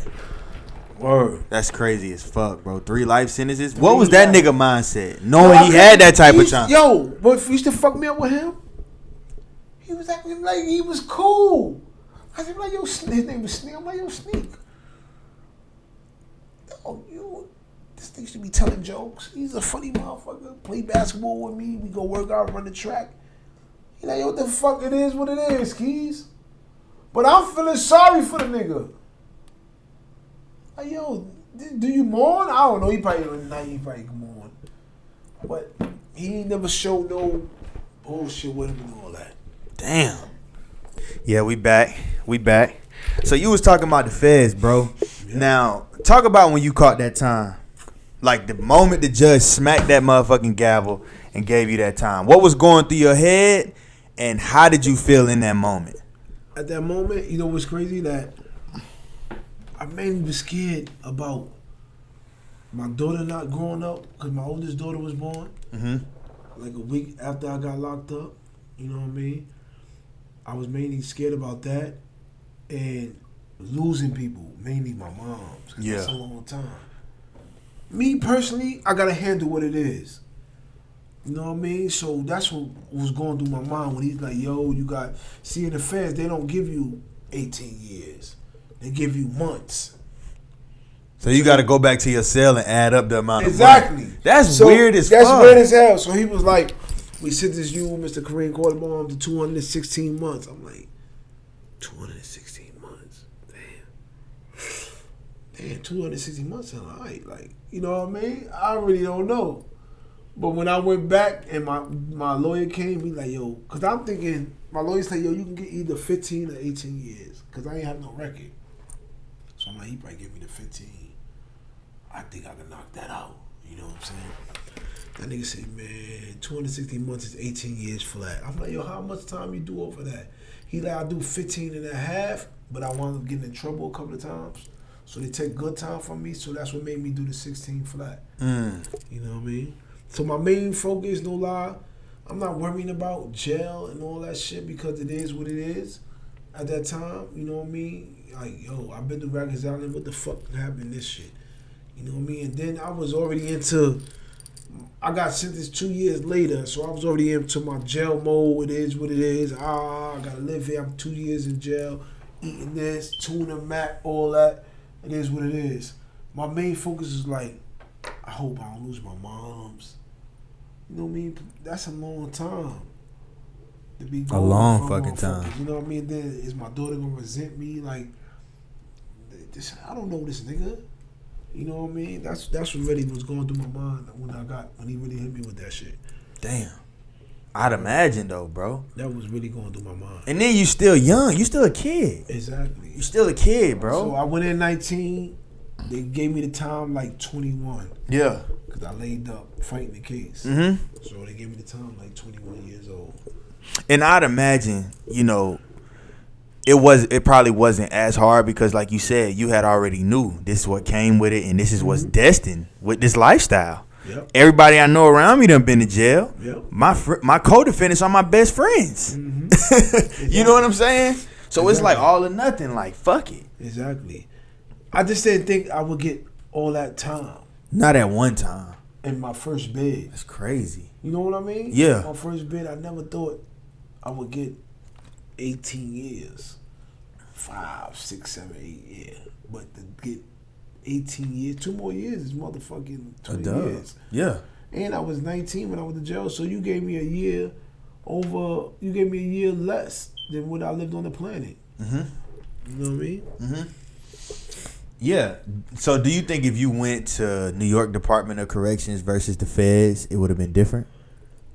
Do you think you would have survived it? Yeah, I would have survived it. My Cody survived it. They was all in the state. They all in the state. I probably would have had more fun. Because my whole bit in the feds, I knew nobody from my hood. Nobody was from where I was from. Yeah. So I used to keep in contact with my Codys that had to go to the state. They used to tell me who they used to be around. I'm like, yo, damn, I ain't seen son in years. Like, they bumped into people that they knew, and motherfuckers knew me. I was a loner. You ain't see nobody from New York, bro. Nobody. It was motherfucking New York there, but not niggas nobody from my hood. Yeah. Yeah, it wasn't nobody. So I paid my way. And it was Fact. different. You know what I mean? Yeah. I ain't have such and such and such and such that's for my project. Nah. Nobody. I was with none of my co-defendants. I was by myself. And I was in like, I've been through like 8 jails in the feds. You know what I mean? 8 jails and I by myself. Why did you go to so many different jails? Was it because that's just how the rotation goes in the feds, or was it because you were getting in trouble and stuff? Getting in trouble. So you could have stayed at one prison for 18 years had you not gotten in trouble. I probably have dropped to a lower base, but majority of them shits was me being in trouble.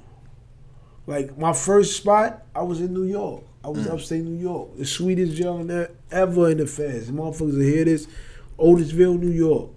This jail, man, when I got there, man, this shit had carpets in your unit.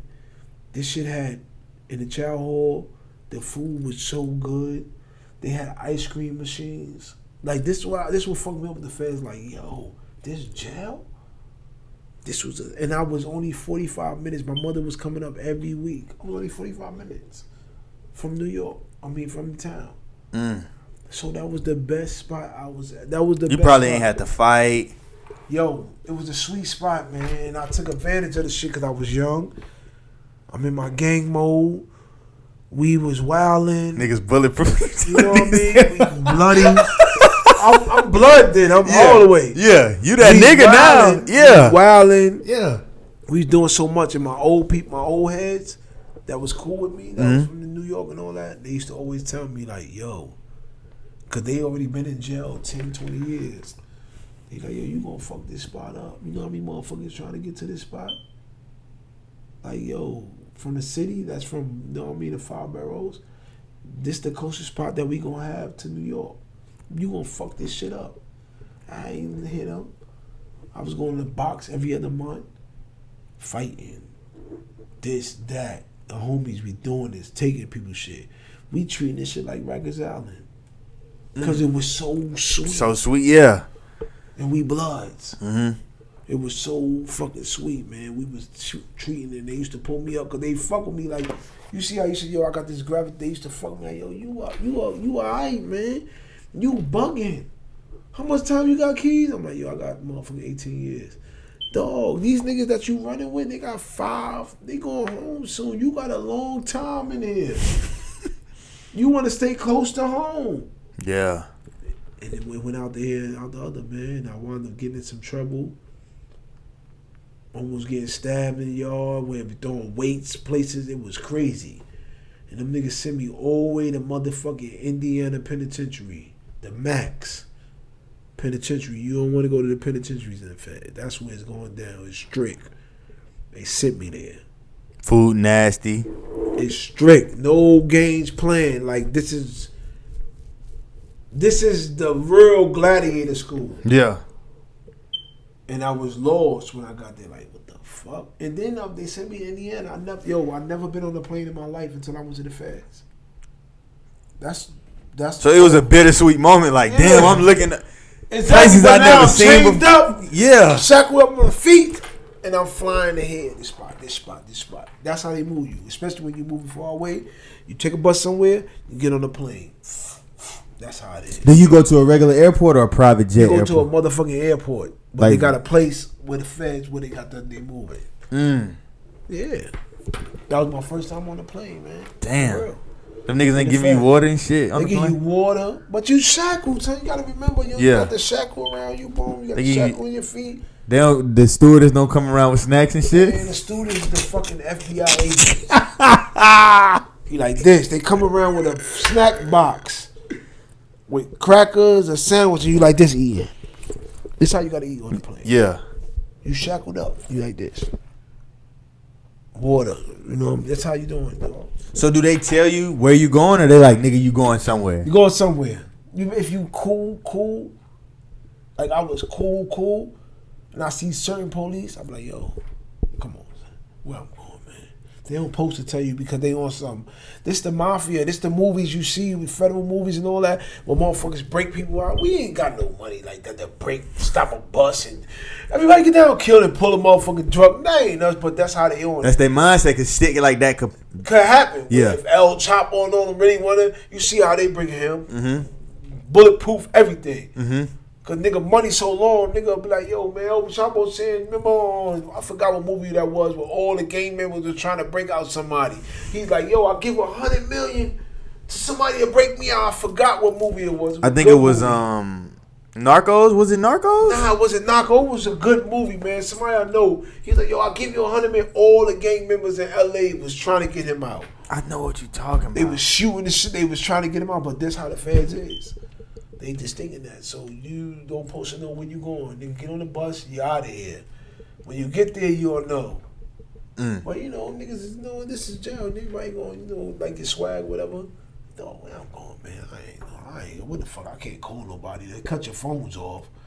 I just want to know. Oh, yo, you going to this? Oh, damn, what the fuck? That's how I found out. You fucked up the sweet spot. Yeah. Did you regret it immediately when you knew you was going in? Because I was getting visits every week. Yeah. I did 3 years in the penitentiary in Terry Hut. I got one visit.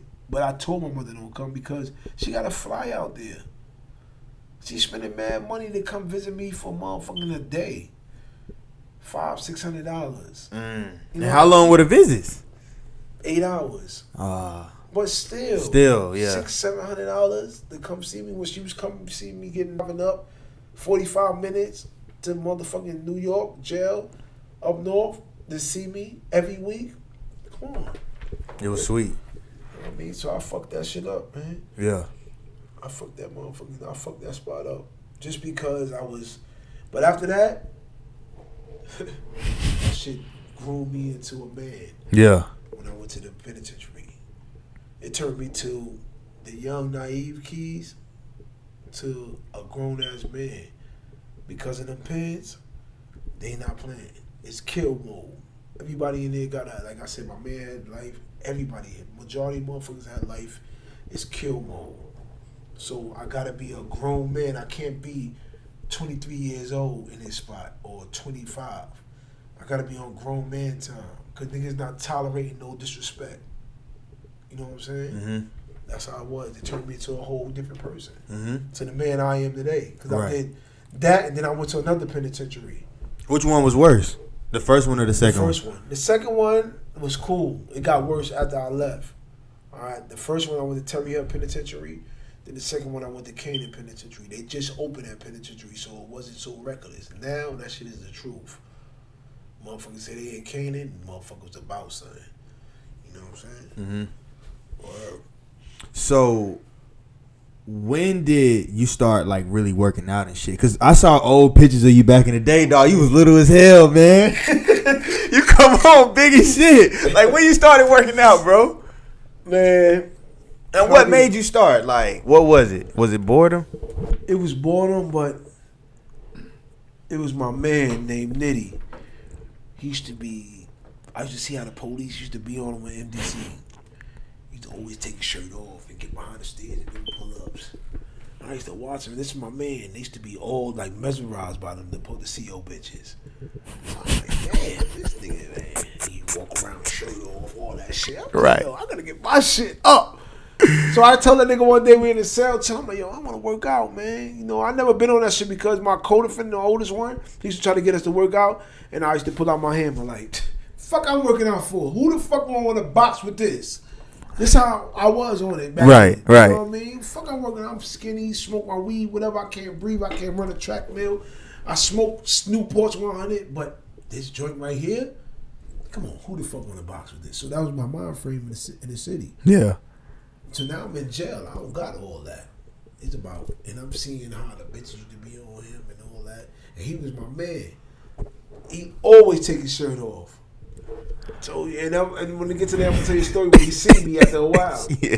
So, boom, I got to see him do it. He used to be on the back of the stairs every day, like 4 o'clock after we get locked out. He on that motherfucker before we eat lunch, doing pull-ups, pushing, walking around with his shirt off through the unit.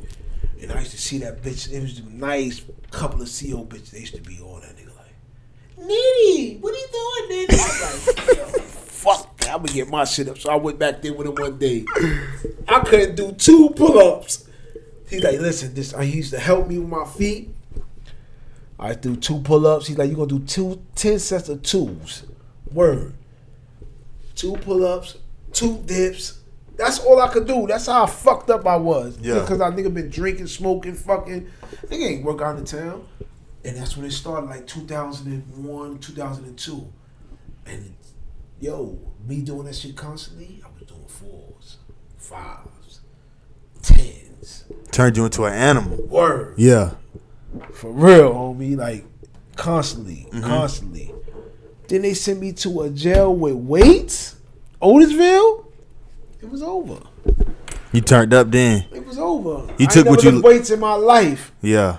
I came, they like, yo, because a lot of jails in the feds, they was taking weights away. So everybody, that's what I'm saying, Otisville was sweet. There's certain jails don't got no weights. No weights you need to get your weight up. They sent me there.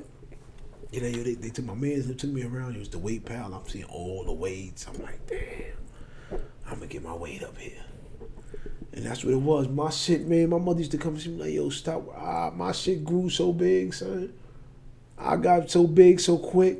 And then what really got me big, because I used to still smoke mad cigarettes.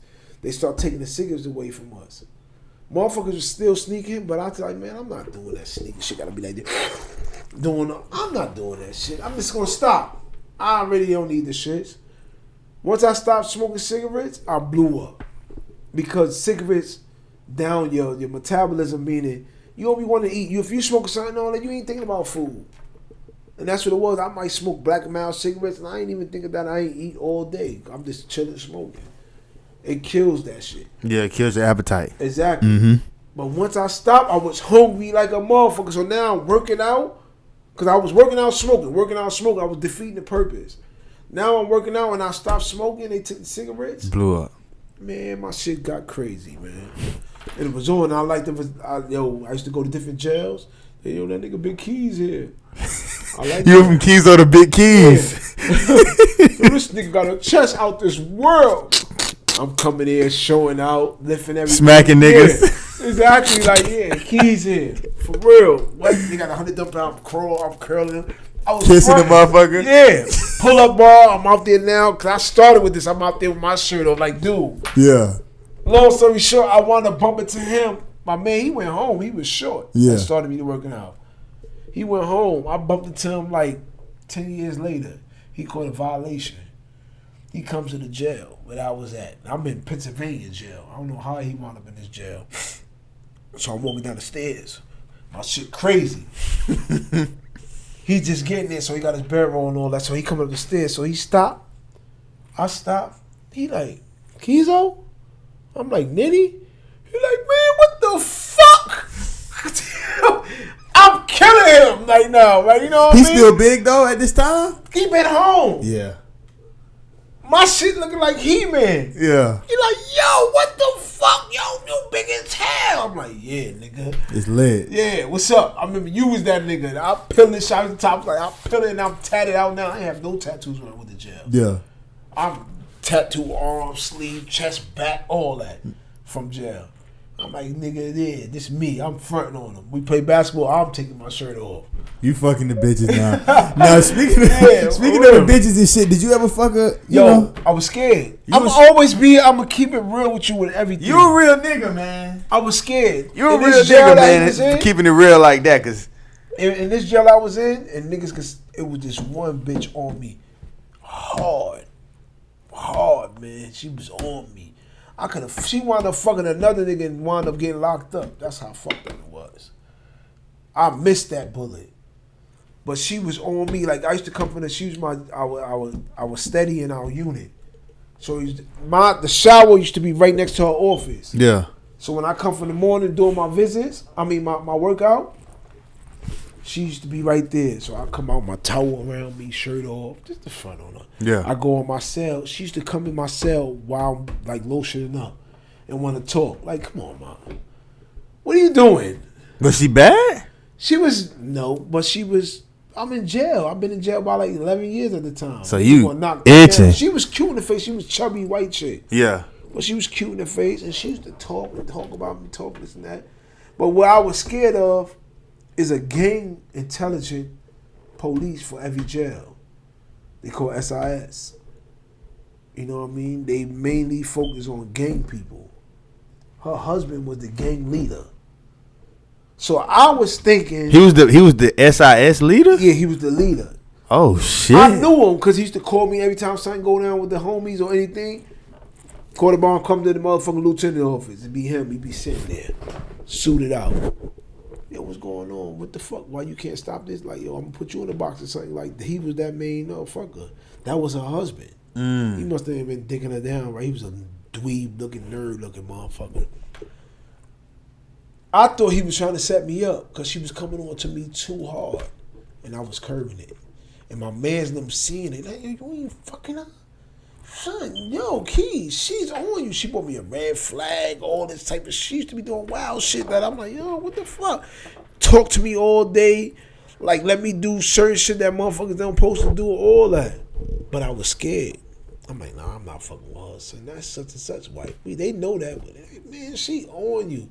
Anyway, I curved her. But she still was my bitch. Like, let me do shit, but I ain't indulging fuck her. She wanted a fucking a Spanish nigga. She was just a heat bitch. For real, she bought him a chain, new sneakers.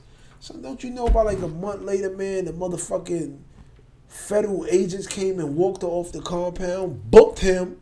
I don't know where the fuck he at to this day. You know what I mean? Like, they booked him. Word. The fucking the head SIS called me to the office, me and my man that he thought was running with me. He was like, yo, y'all ain't telling me my motherfucking wife was fucking this dude. I thought we had a good rapport. I'm like, what the fuck is you talking about? He was just crushed. He was just vent to anybody that they walked her off. Motherfucker fucking my wife, y'all ain't even let me know I'll be looking out for y'all. I'm like, dude, you bugging, man. He was just venting. I'm like, yo, what the fuck you mean? I don't know what's going on. Yeah. Or me and my man like, yo, what are you talking about? But I could have smashed up. I was nervous. I'd have been nervous too. You know what I mean? But I could have fucked her. Yeah. Or, but I ain't never nigga to tell you, yo, I ain't fucking nothing. And I could have, a couple bitches on me. Nigga young, weight up. Don't look too bad. I'm high. Locker stay full. I was respected in every jail. Mm-hmm.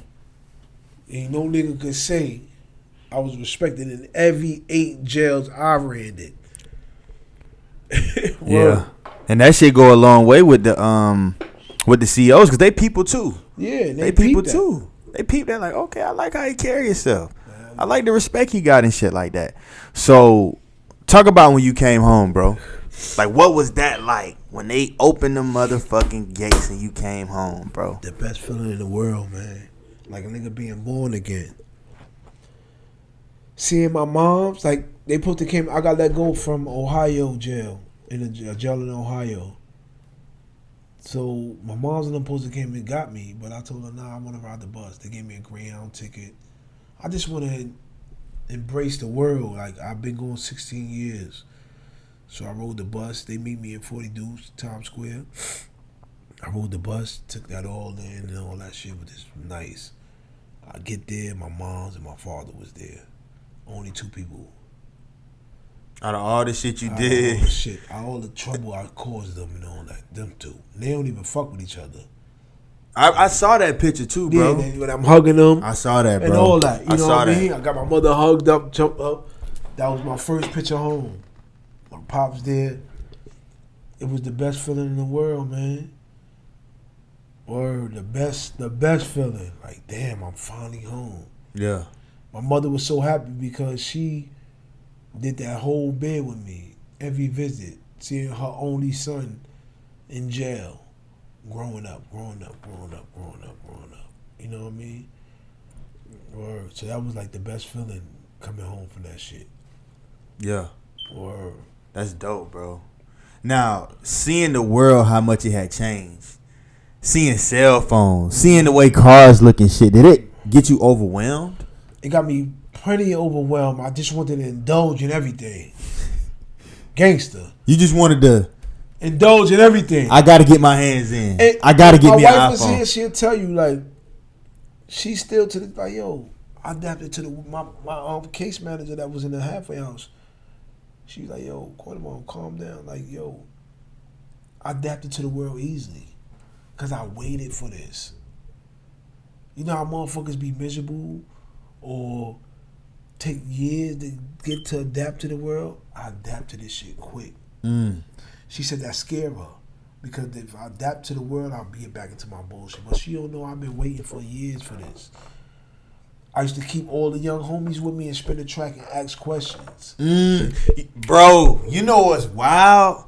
Wallow 267 said the same shit. Gilly cousin, he did 20 years. Yeah. Did 20 years, bro. And he said young niggas used to come to jail. He'll ask them, what's going on? What's the cell? What's this? What's new? Yep. They wasn't asking about what was going on in the streets. They was asking about what was going on in the world. Yeah, what's in the world? That's wild, bro. I What swear. gave you the fortitude to know to do that? Like, I need to ask these motherfuckers. I don't know. What's I going just was so intrigued and hearing shit and spinning with them, and there was a lot of young motherfuckers coming through. And I'm still young, and they like, yo, big bro, how long you been in? Time to be 10, 12. Damn, you been in? Yeah, son. How old is you? 32, 30. What? How long? Yo, you know what I mean? Spin the track, I asked them. I'm asking about girls on the phone. How the phone work? Word, you can FaceTime? Or I was planning. So you already knew what it was to do, Exactly. but you just had to actually do it and see it done in person. Exactly. So it wasn't like foreign to you. Exactly. I asked so many questions from the young homies, man. The young homies seemed to adapt to me. 18, 19, 20. They seemed to adapt to me. I used to spin the track, and then I was on them. I wasn't on no bullshit with them. I used to be on them. Let's work out. Get your weight up, though. They gonna love you. I used to have mad little homies working out with me. Yo, spin the track. This and that. They do something stupid. I'm like, yo, that's stupid. Come on, son. You bugging out. Yeah. That's kid shit. You ain't a kid, right? You in jail. You can't be a kid. You know what I mean? I'm like, yo, son, I came in 19. I did the same stupid shit. That's some kid shit. We not kids, dog. For real. And I just keep it like that. And I swear, my wife is this year be like, yo, she'll be asking like, you did 16 for real? Like, niggas be faking. I'm like, go check it. Fuck you talking about? I ain't know because I adapted to this shit quick. Yeah. Yo, I got my fucking driver's license in a month since I've been home, when I came home. Yeah. I took the permit test, aced the shit. This is questions. I'm not a dumb nigga. This was a street nigga. Yeah. You know what I mean? I was in New York, it's 1 classes. That mean you're a smart nigga. I was in all 1 class. I just chose the streets and dropped out. Yeah. I'm not a dumb nigga. I wrote a book in jail. Facts. You know what I mean? You got a copy of your book? Yeah, I can go. Yeah, I got a book copy of the shit. Yeah, we're gonna definitely, I'm gonna have a link in the description so y'all can check out the book too, man. Purchase that shit on Amazon. I wrote a book in jail. Guilty by affiliation.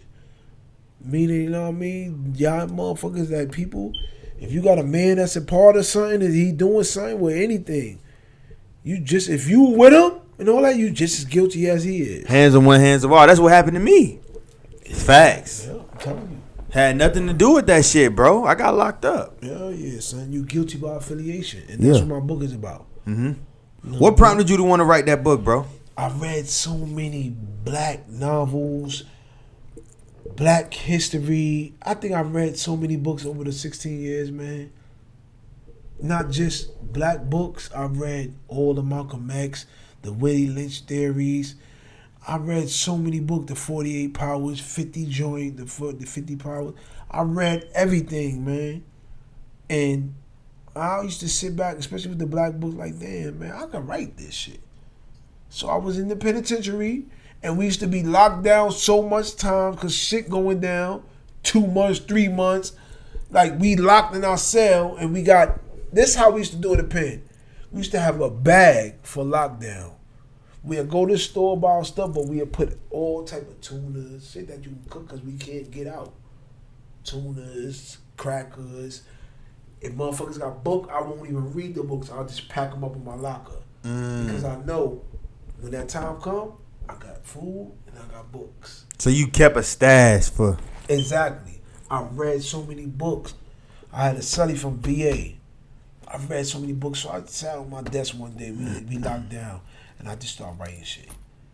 writing stories. What I did, you know what I mean? Milking it down, what I want to do, all that, boom, writing stories. And I give it to him. Yo, how this sound? He read, like, yo, you got more? But I'm thinking he on some bullshit because he a sucker. So, sucker niggas to say anything to a real nigga. For real, because I seen him get punched in the eye and all that and run in the cell. And I'm like, yo, you let a nigga punch you in your eye. We in a penitentiary. They gonna be punching you in your eye every day. You about to get out of my cell because niggas might not think they can run in this cell and do that because I'm gonna fuck something up. So I'm letting him read it, and he used to always be, yes. Yo, this shit good, man. Give me this. That shit that I'm writing in my book from the beginning. So I hit him like, yo, man, is you saying this or you just scared to tell me yo, this shit trash? He like, yo, Keys, man, I might be this, but this shit is good. The nigga said I might be a bitch, but it's Word up, son. He like, yo, but this shit is good, man. For real. Yeah. And I'm writing. And he motherfucking reading. And it was a dude in the penitentiary. He was writing these Dutch stories for the bitch, for the Triple Crown bitch, Victoria Sutton. He was really writing it for her. And she wasn't really giving him credit, because nigga from Ohio. He was like, yo, man. So I went to him one day, like, yo, man, I'm writing books too, man. I'm trying to learn. And he schooled me. He read it. He like, yo, this shit is good. You just got to learn this format. And I'm like, yo, tell me how to do that format. And I did it over and over. And I did that shit. And I was telling my mother, she always been my number one supporter. I'm like, Mom, I'm writing a book. Let me see. Send me it. And I'm sending it to her. She's like, boy, this is good, but you can't keep his name in there because I'm really writing niggas. You really name. like on some real shit, like you know what I mean? They're gonna sue you, yeah. Such shot this motherfucker. I did. Oh no, you can't do this. She helped me with that, and we did that shit and published it ourselves. Straight up. I found a publishing company that would help me publish it ourselves because I was sending all my shits to manuscripts to all the book companies that was out. I'm going in back of books that I read, and they like, yo, if you got books, and they was denying me. Oh, you got this type of book already, this and that. All right. Mom, we probably got to publish it now, so that's why I love her. Baby, don't worry about it. I'll put the money up. And we did it. That's weird. I had a vision of the cover. It's like me. My weight was up, hat to the side, weight. You see the cover of it? Everybody love the cover. Yeah. That was my vision. Yo, I want this type of man looking like me. A lady biting a fucking apple because it's like that. Like biting the Adam and Eve, the biting the apple and all that shit. The balls behind it. You look into my shit, the detail, that's how it is. I came up with that. Yeah. For real. That's dope, bro. Yeah, man. That's dope that your mom supported you like that. Yeah, that's my rock. We go at it, but I won't trade her for the world. Mm-hmm. Of course. She just want the best for me. Mm-hmm. But she just still be like, I'm 39. Like, I'm not a baby. Mm-hmm. Oh, you hang with this one? She'll call me if it's something. You hang with this one? The fuck you doing? That's gonna be mine forever, you know bro. What I mean? My mom do that shit. I know what the fuck I'm doing. Like, yeah. You know what I'm saying? For real. My mom do that same shit to me, dog. Same shit to me, dog. Word, yo. That's mama's love, though. Hell yeah. That's mama's love, though, bro. So how does it feel, bro, to be home? How long have you been home? Going on 4 years. How does it feel to be home 4 years, bro? Man, going on 4 the years. Transaction was hard, but it's beautiful. And I couldn't did it without my wife because she was a strong female. She ain't let me run over her. She kept it real with me. She ain't have to because she's a bad motherfucking female. I'll give it to her. She had her shit together when I met her. She pushing the Benz, CLS, fat ass, one of the model bitches. And niggas, I swear, I used to be, and I had nothing coming home but mommy. Yeah. You know what I'm saying? Mm-hmm. Who would have had something from 19 to 36? I wasn't making millions and millions of dollars. You know what I'm saying? That 50,000 went quick as hell. You know what I'm saying? So I had nothing. And she took a chance with me. So I give her credit and me being me. You know what I'm saying? Moving how you move. Move how I move. Mm-hmm. Me personally, and I want you to learn, you don't need no friend in this world. You can maneuver how you want. It's your charisma. Motherfuckers need to think that they need a crew or a friend. Nah, man, I used to think that. Yeah, I got some good friends, but if they all come to end, I got myself. I'm going to do what I got to do for myself. You know what I mean? Because all I had was myself in jail. Yeah. Mm-hmm. Especially in a situation like that, bro. You would definitely be on some it's only me type shit. Because the only person that was there for you throughout your whole bid was Mom Dude. Yeah, real talk, bro. It's a fact. Yeah, man. And you know, I found your Instagram. I don't even know how I saw your shit. Word. I think Shooter. Are you cool with Shooter? That was my man. Yeah. Bro, Shooter posted you. That's how I fucking found you, bro. Shooter posted you. He said, rapper Shooter with the dreads. Yeah. He posted you. I don't know if it was your birthday or whatever. Went on your page, and I just started scrolling, and I'm like, damn, bro, this man just came home. Every post was positivity. Like, I'm so happy to be home. I'm grateful for my wife.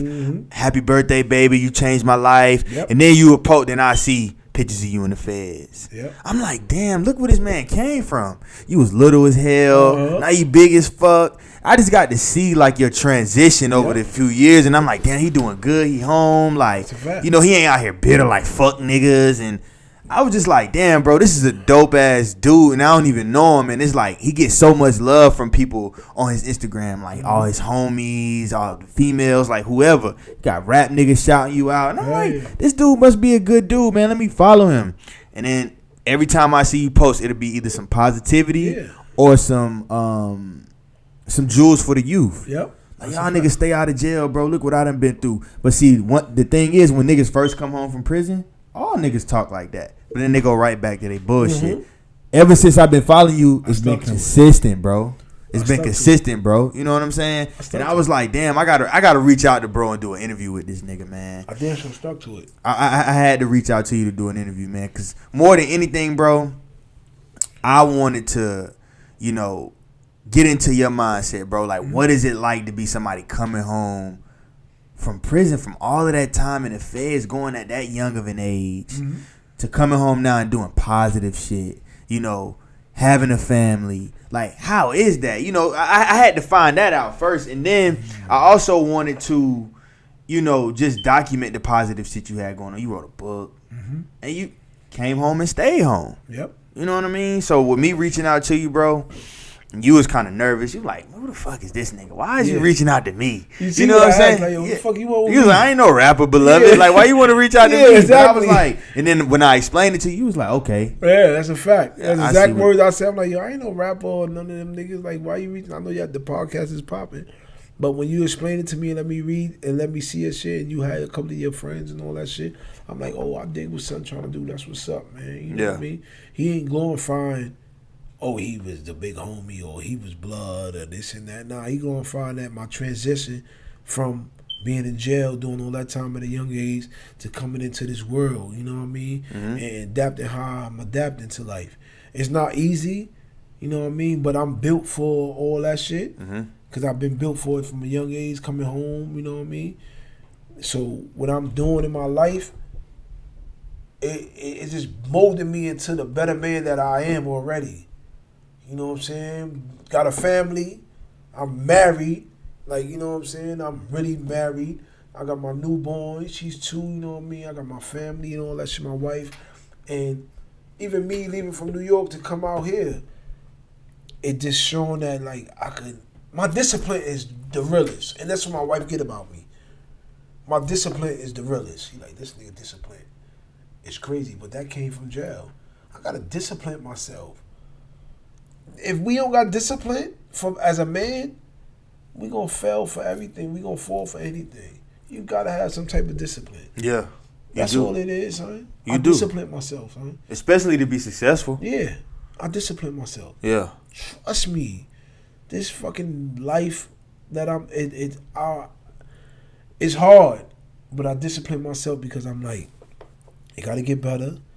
And I've been through so much, and it's motherfuckers that's going through way worse shit than I'm going through. I was just there. That would love to be like, let's switch spaces. Let's switch. Nigga, I'll take all that headache than this headache that I got back here. Yeah. Because you don't have a chance in there. Yeah, where police telling me where I shit, where I got to worry about if the next nigga trying to stab me up or I got to hurt somebody, where I'm eating a 3 meals that be bullshit. Nigga, I can get food. Anytime my wife can cook for me, I can go to McDonald's, I can go this place. I can get in my car if I want to vent and get the fuck away. You dig what I'm saying, son? Like, we all right. And then, you know, it's crazy. You prayed for this. Yeah. You prayed for this and you hope for this. Now you got it. And this what come with it. So why juggle it and jeopardize, like you said, motherfuckers be coming home and go back in? Is they out they mind? I'm going back? Hell no. Only way I'm going back is niggas violate this family. If somebody violate this family, they gonna see the Kezo. Yeah. You know what I mean? If they don't, I'm cool. The sneak dissing and whatever motherfuckers will do these days, that shit don't harm me at all. I sleep good every night. I'm alright. I'm in a king size bed. I was on a cot, thin ass mattress for 16 years. I'm in a king size bed. Fuck, I'm worried about. Right. You know what I mean? Yeah. For real, though. And if nobody told you, bro, I'm proud of you, man. Man, I appreciate it. I'm proud of your transition, dog. You doing real good, man. For real, though. Word, man. Nigga got a plush laid spot. Word. This shit plush laid as a motherfucker, man. I'm about to my Cody in the state. They got JPay now. Now they got emails and you can video. I'm about to video this whole crib just to show them. Cause I always tell them like, yo, son, you gotta see my crib. Like, when we came from in the projects, we was in the bullshit cribs. Overtap each other. For me, this. I'm about to tape this shit for him. Word. Look, that nigga probably gonna cry, bro. Yeah, I know. He probably can't even fathom that shit, bro. I know he is. Nigga never been to North Carolina. Come on, man.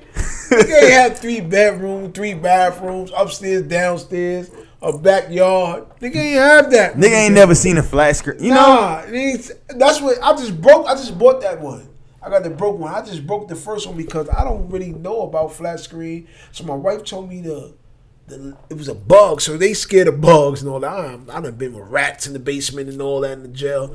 So she's screaming. So like, it's back in there. So I grabbed the TV, and I didn't know if you press on the plasma TV, the shit crack. I didn't know that. Yeah. Broke the whole TV. Her brand new TV. She was upset. Yeah. I had to go. My check came. I had to go buy a new TV. Yeah. So he see all that shit, you know what I mean, how the crib is and all that, man. I'm about to tape this shit tomorrow for him and send it to him, man. He gonna be proud as fuck, bro. That nigga, he probably gonna cry, bro. Like, yo, dog, look at my living room. Look how I'm chilling. I got my game, my plasma TV, kitchen nice. Look at my room. Look upstairs. My daughter got her own room. My son got his own room. They all got their own bathroom, showers, and everything. What the fuck I'm getting that in New York? Right. If I do, I'm paying $1 million or something like that. You know what I mean? Mm-hmm. So, you know, the progress was well worth it. Yeah. Even me falling back from the gang activity and all that shit. I am who I am. You see me. Mm-hmm. It was well worth it. But you much bigger than that, though, bro. Yeah, that's a fact. Mm-hmm. It was well worth it. Yeah. You know what I'm saying? Facts. Word. Tell the people where they can find you, bro. Oh, man, you can go to motherfucking... I got 2 pages. You know, my regular page with the family. That's the Abnormal Kezo. And then, you know, I got my little workout fitness stuff. It's called Team Abnormal. That's both on Instagram. And then, you know, you go to Facebook, Kezo Gorilla. That's it. You know, and you also can follow my wife on 50 Shades of Body. She do the body contouring. You know, get the butt plump, teeth whitening and all that. We out here, man. Then I got my book, Guilty by Affiliation. You go to Amazon.com. You can order the book, read about, you know what I mean, things I've been through. And it's a good, positive book. You know, and I appreciate my brother, man. For real, I really appreciate him, man. Appreciate you, man. He came all the way out here to holler at me. Yeah. That's real nigga shit. Facts, bro. I told you I was going to make it happen. Yeah. I just had to get some shit together. He damn sure did. He told man you. Of his words. Word, bro. When I hit you, I said, bro, trust me, I got you. Like, I'm coming. Right. I wanted to do it bad. You know what I mean? Because I knew it would be a dope story, bro. Yeah. You know, because not everybody becomes a motherfucking rapper, you know, or goes out and starts a Fortune 500 company soon as they come home from prison. The story is in the making. Everybody's story is in the making, dog. You know what I mean? So I wanted to document that, like, and show a positive black man came home from the feds. He was an alleged leader of the so-called crime family, and now he started a family. Him and his wife have a business. He's an author. You know, he's a homeowner. Like, all type of shit, bro. He's doing dope things, bro. That statistics say he would never do. I would never made it. Right. But he is doing it, and he defying the odds, man. Hell yeah. Yeah, definitely, man. But thanks again for coming on the show, dog. I appreciate you, man. You gotta worry about that. Yeah. Anytime. Yeah, we're gonna do a check-in maybe in like 3 to 6 months, bro. Do a check-in, man. You might see something exclusive. Yeah. I might be like, yo, check this new whip I got out. Yeah, man. I'm gonna come back and vlog, man. Cause 2020 I'm gonna be vlogging and shit. Yeah, so I'm gonna be doing vlogs everywhere I go, man. Take that, take this shit to another level, man. Yeah, I am, bro. 2020 is crazy. Take it to another level, because 2020, that's where I'm on. Whole nother level. Mm-hmm. I'm gonna be 40 in 2020. I came a long way. Look at all these motherfuckers dying. Motherfuckers seeing this said we'd be dead by 21, homie. Mm-hmm. This is a fact. Mm-hmm. Us black people, they be dead by 21. Mm-hmm. I beat the odds. You did, bro. Even though I was in jail, I beat the odds. You did beat the odds because you ain't go back. You took your second chance and ran with it. Yeah. Facts, bro. And his book is gonna be, the link for the book is gonna be in the description. So y'all niggas tune in below and buy his book. Support. You know what I'm saying? Muddy Waterz, we out. Yeah.